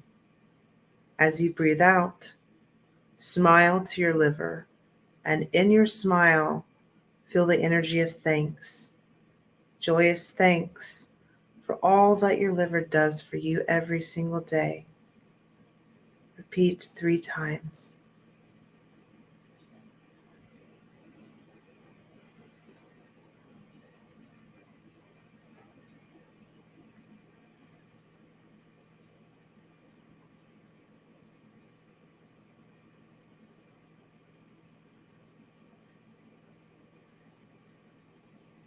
As you breathe in, become aware of your stomach. As you breathe out, smile to your stomach, and in your smile, feel the energy of thanks. Joyous thanks for all that your stomach does for you every single day. Repeat 3 times.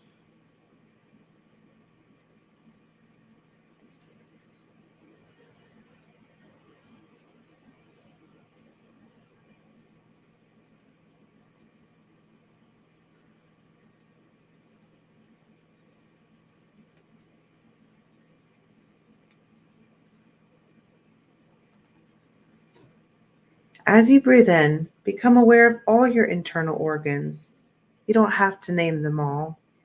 As you breathe out, smile to all your internal organs. And in your smile, feel the energy of thanks, joyous thanks for all that your internal organs do for you every single day. Repeat 3 times.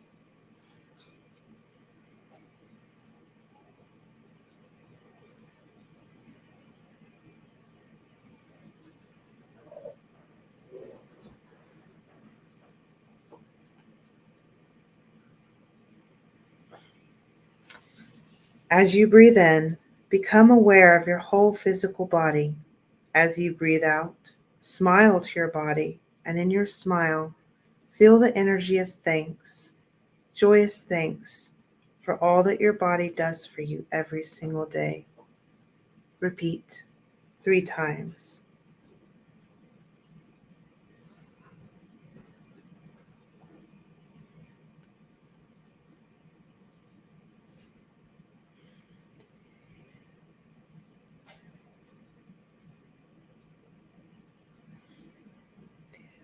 Now imagine that your whole body is drinking in this energy of your genuine smile. And as it does, imagine that your smile and your gratitude are nourishing your body, allowing your body to become more and more relaxed and filled with healing light. On the in breath, imagine that light is filling your body, and on the out breath, smile to your body and enjoy. Repeat for as long as you wish.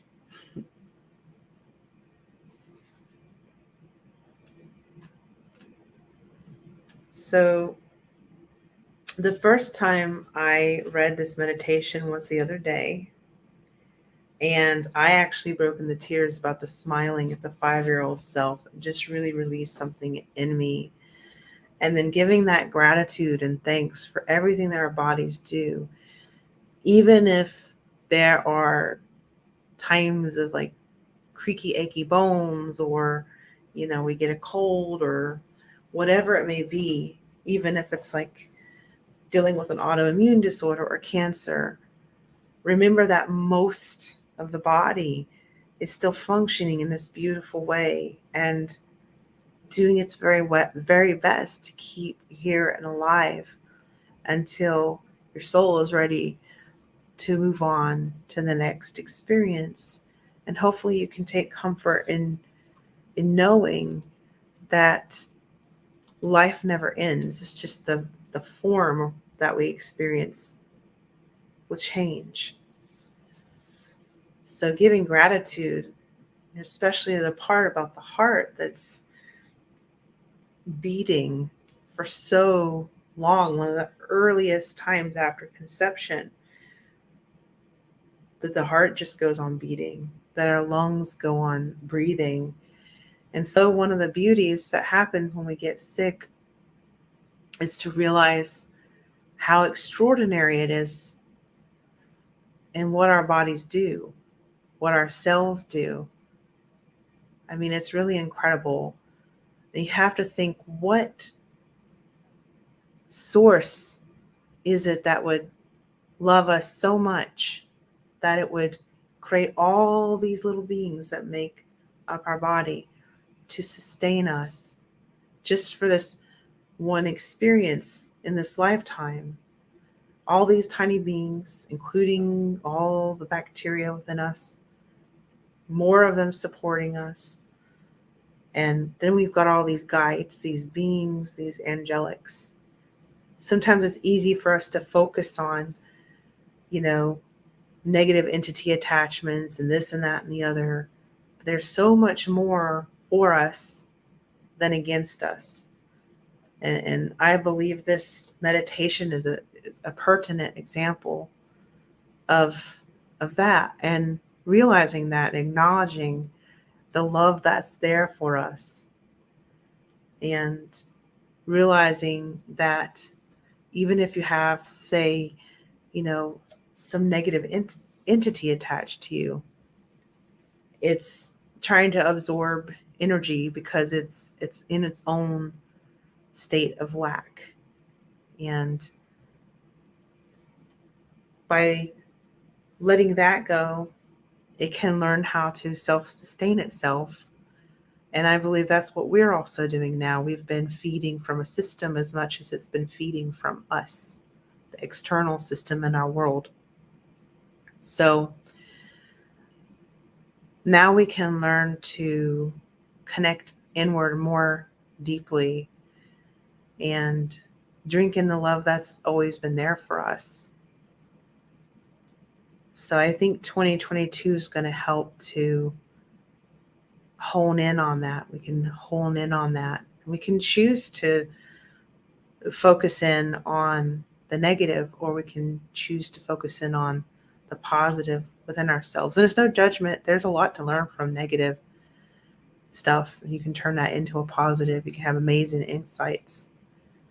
I think in some weird way, these last couple of years have been the most insightful, and we can create a lot of beauty out of it, guys. That's why the lotus is used so much in the spiritual culture, the whole concept of it growing from the mud. or the phoenix rising from the ashes. There's a reason for this. The butterfly that creates a cocoon, and inside it becomes this goop, and then it becomes a butterfly. It's amazing. Would you like to add something, sweetheart? I just Yeah. want to tell you guys I love you so much. I think it's going to be an exciting year. Thank you guys for being a part of tonight. Thank you guys for showing up, for being here. Love you guys a bunch.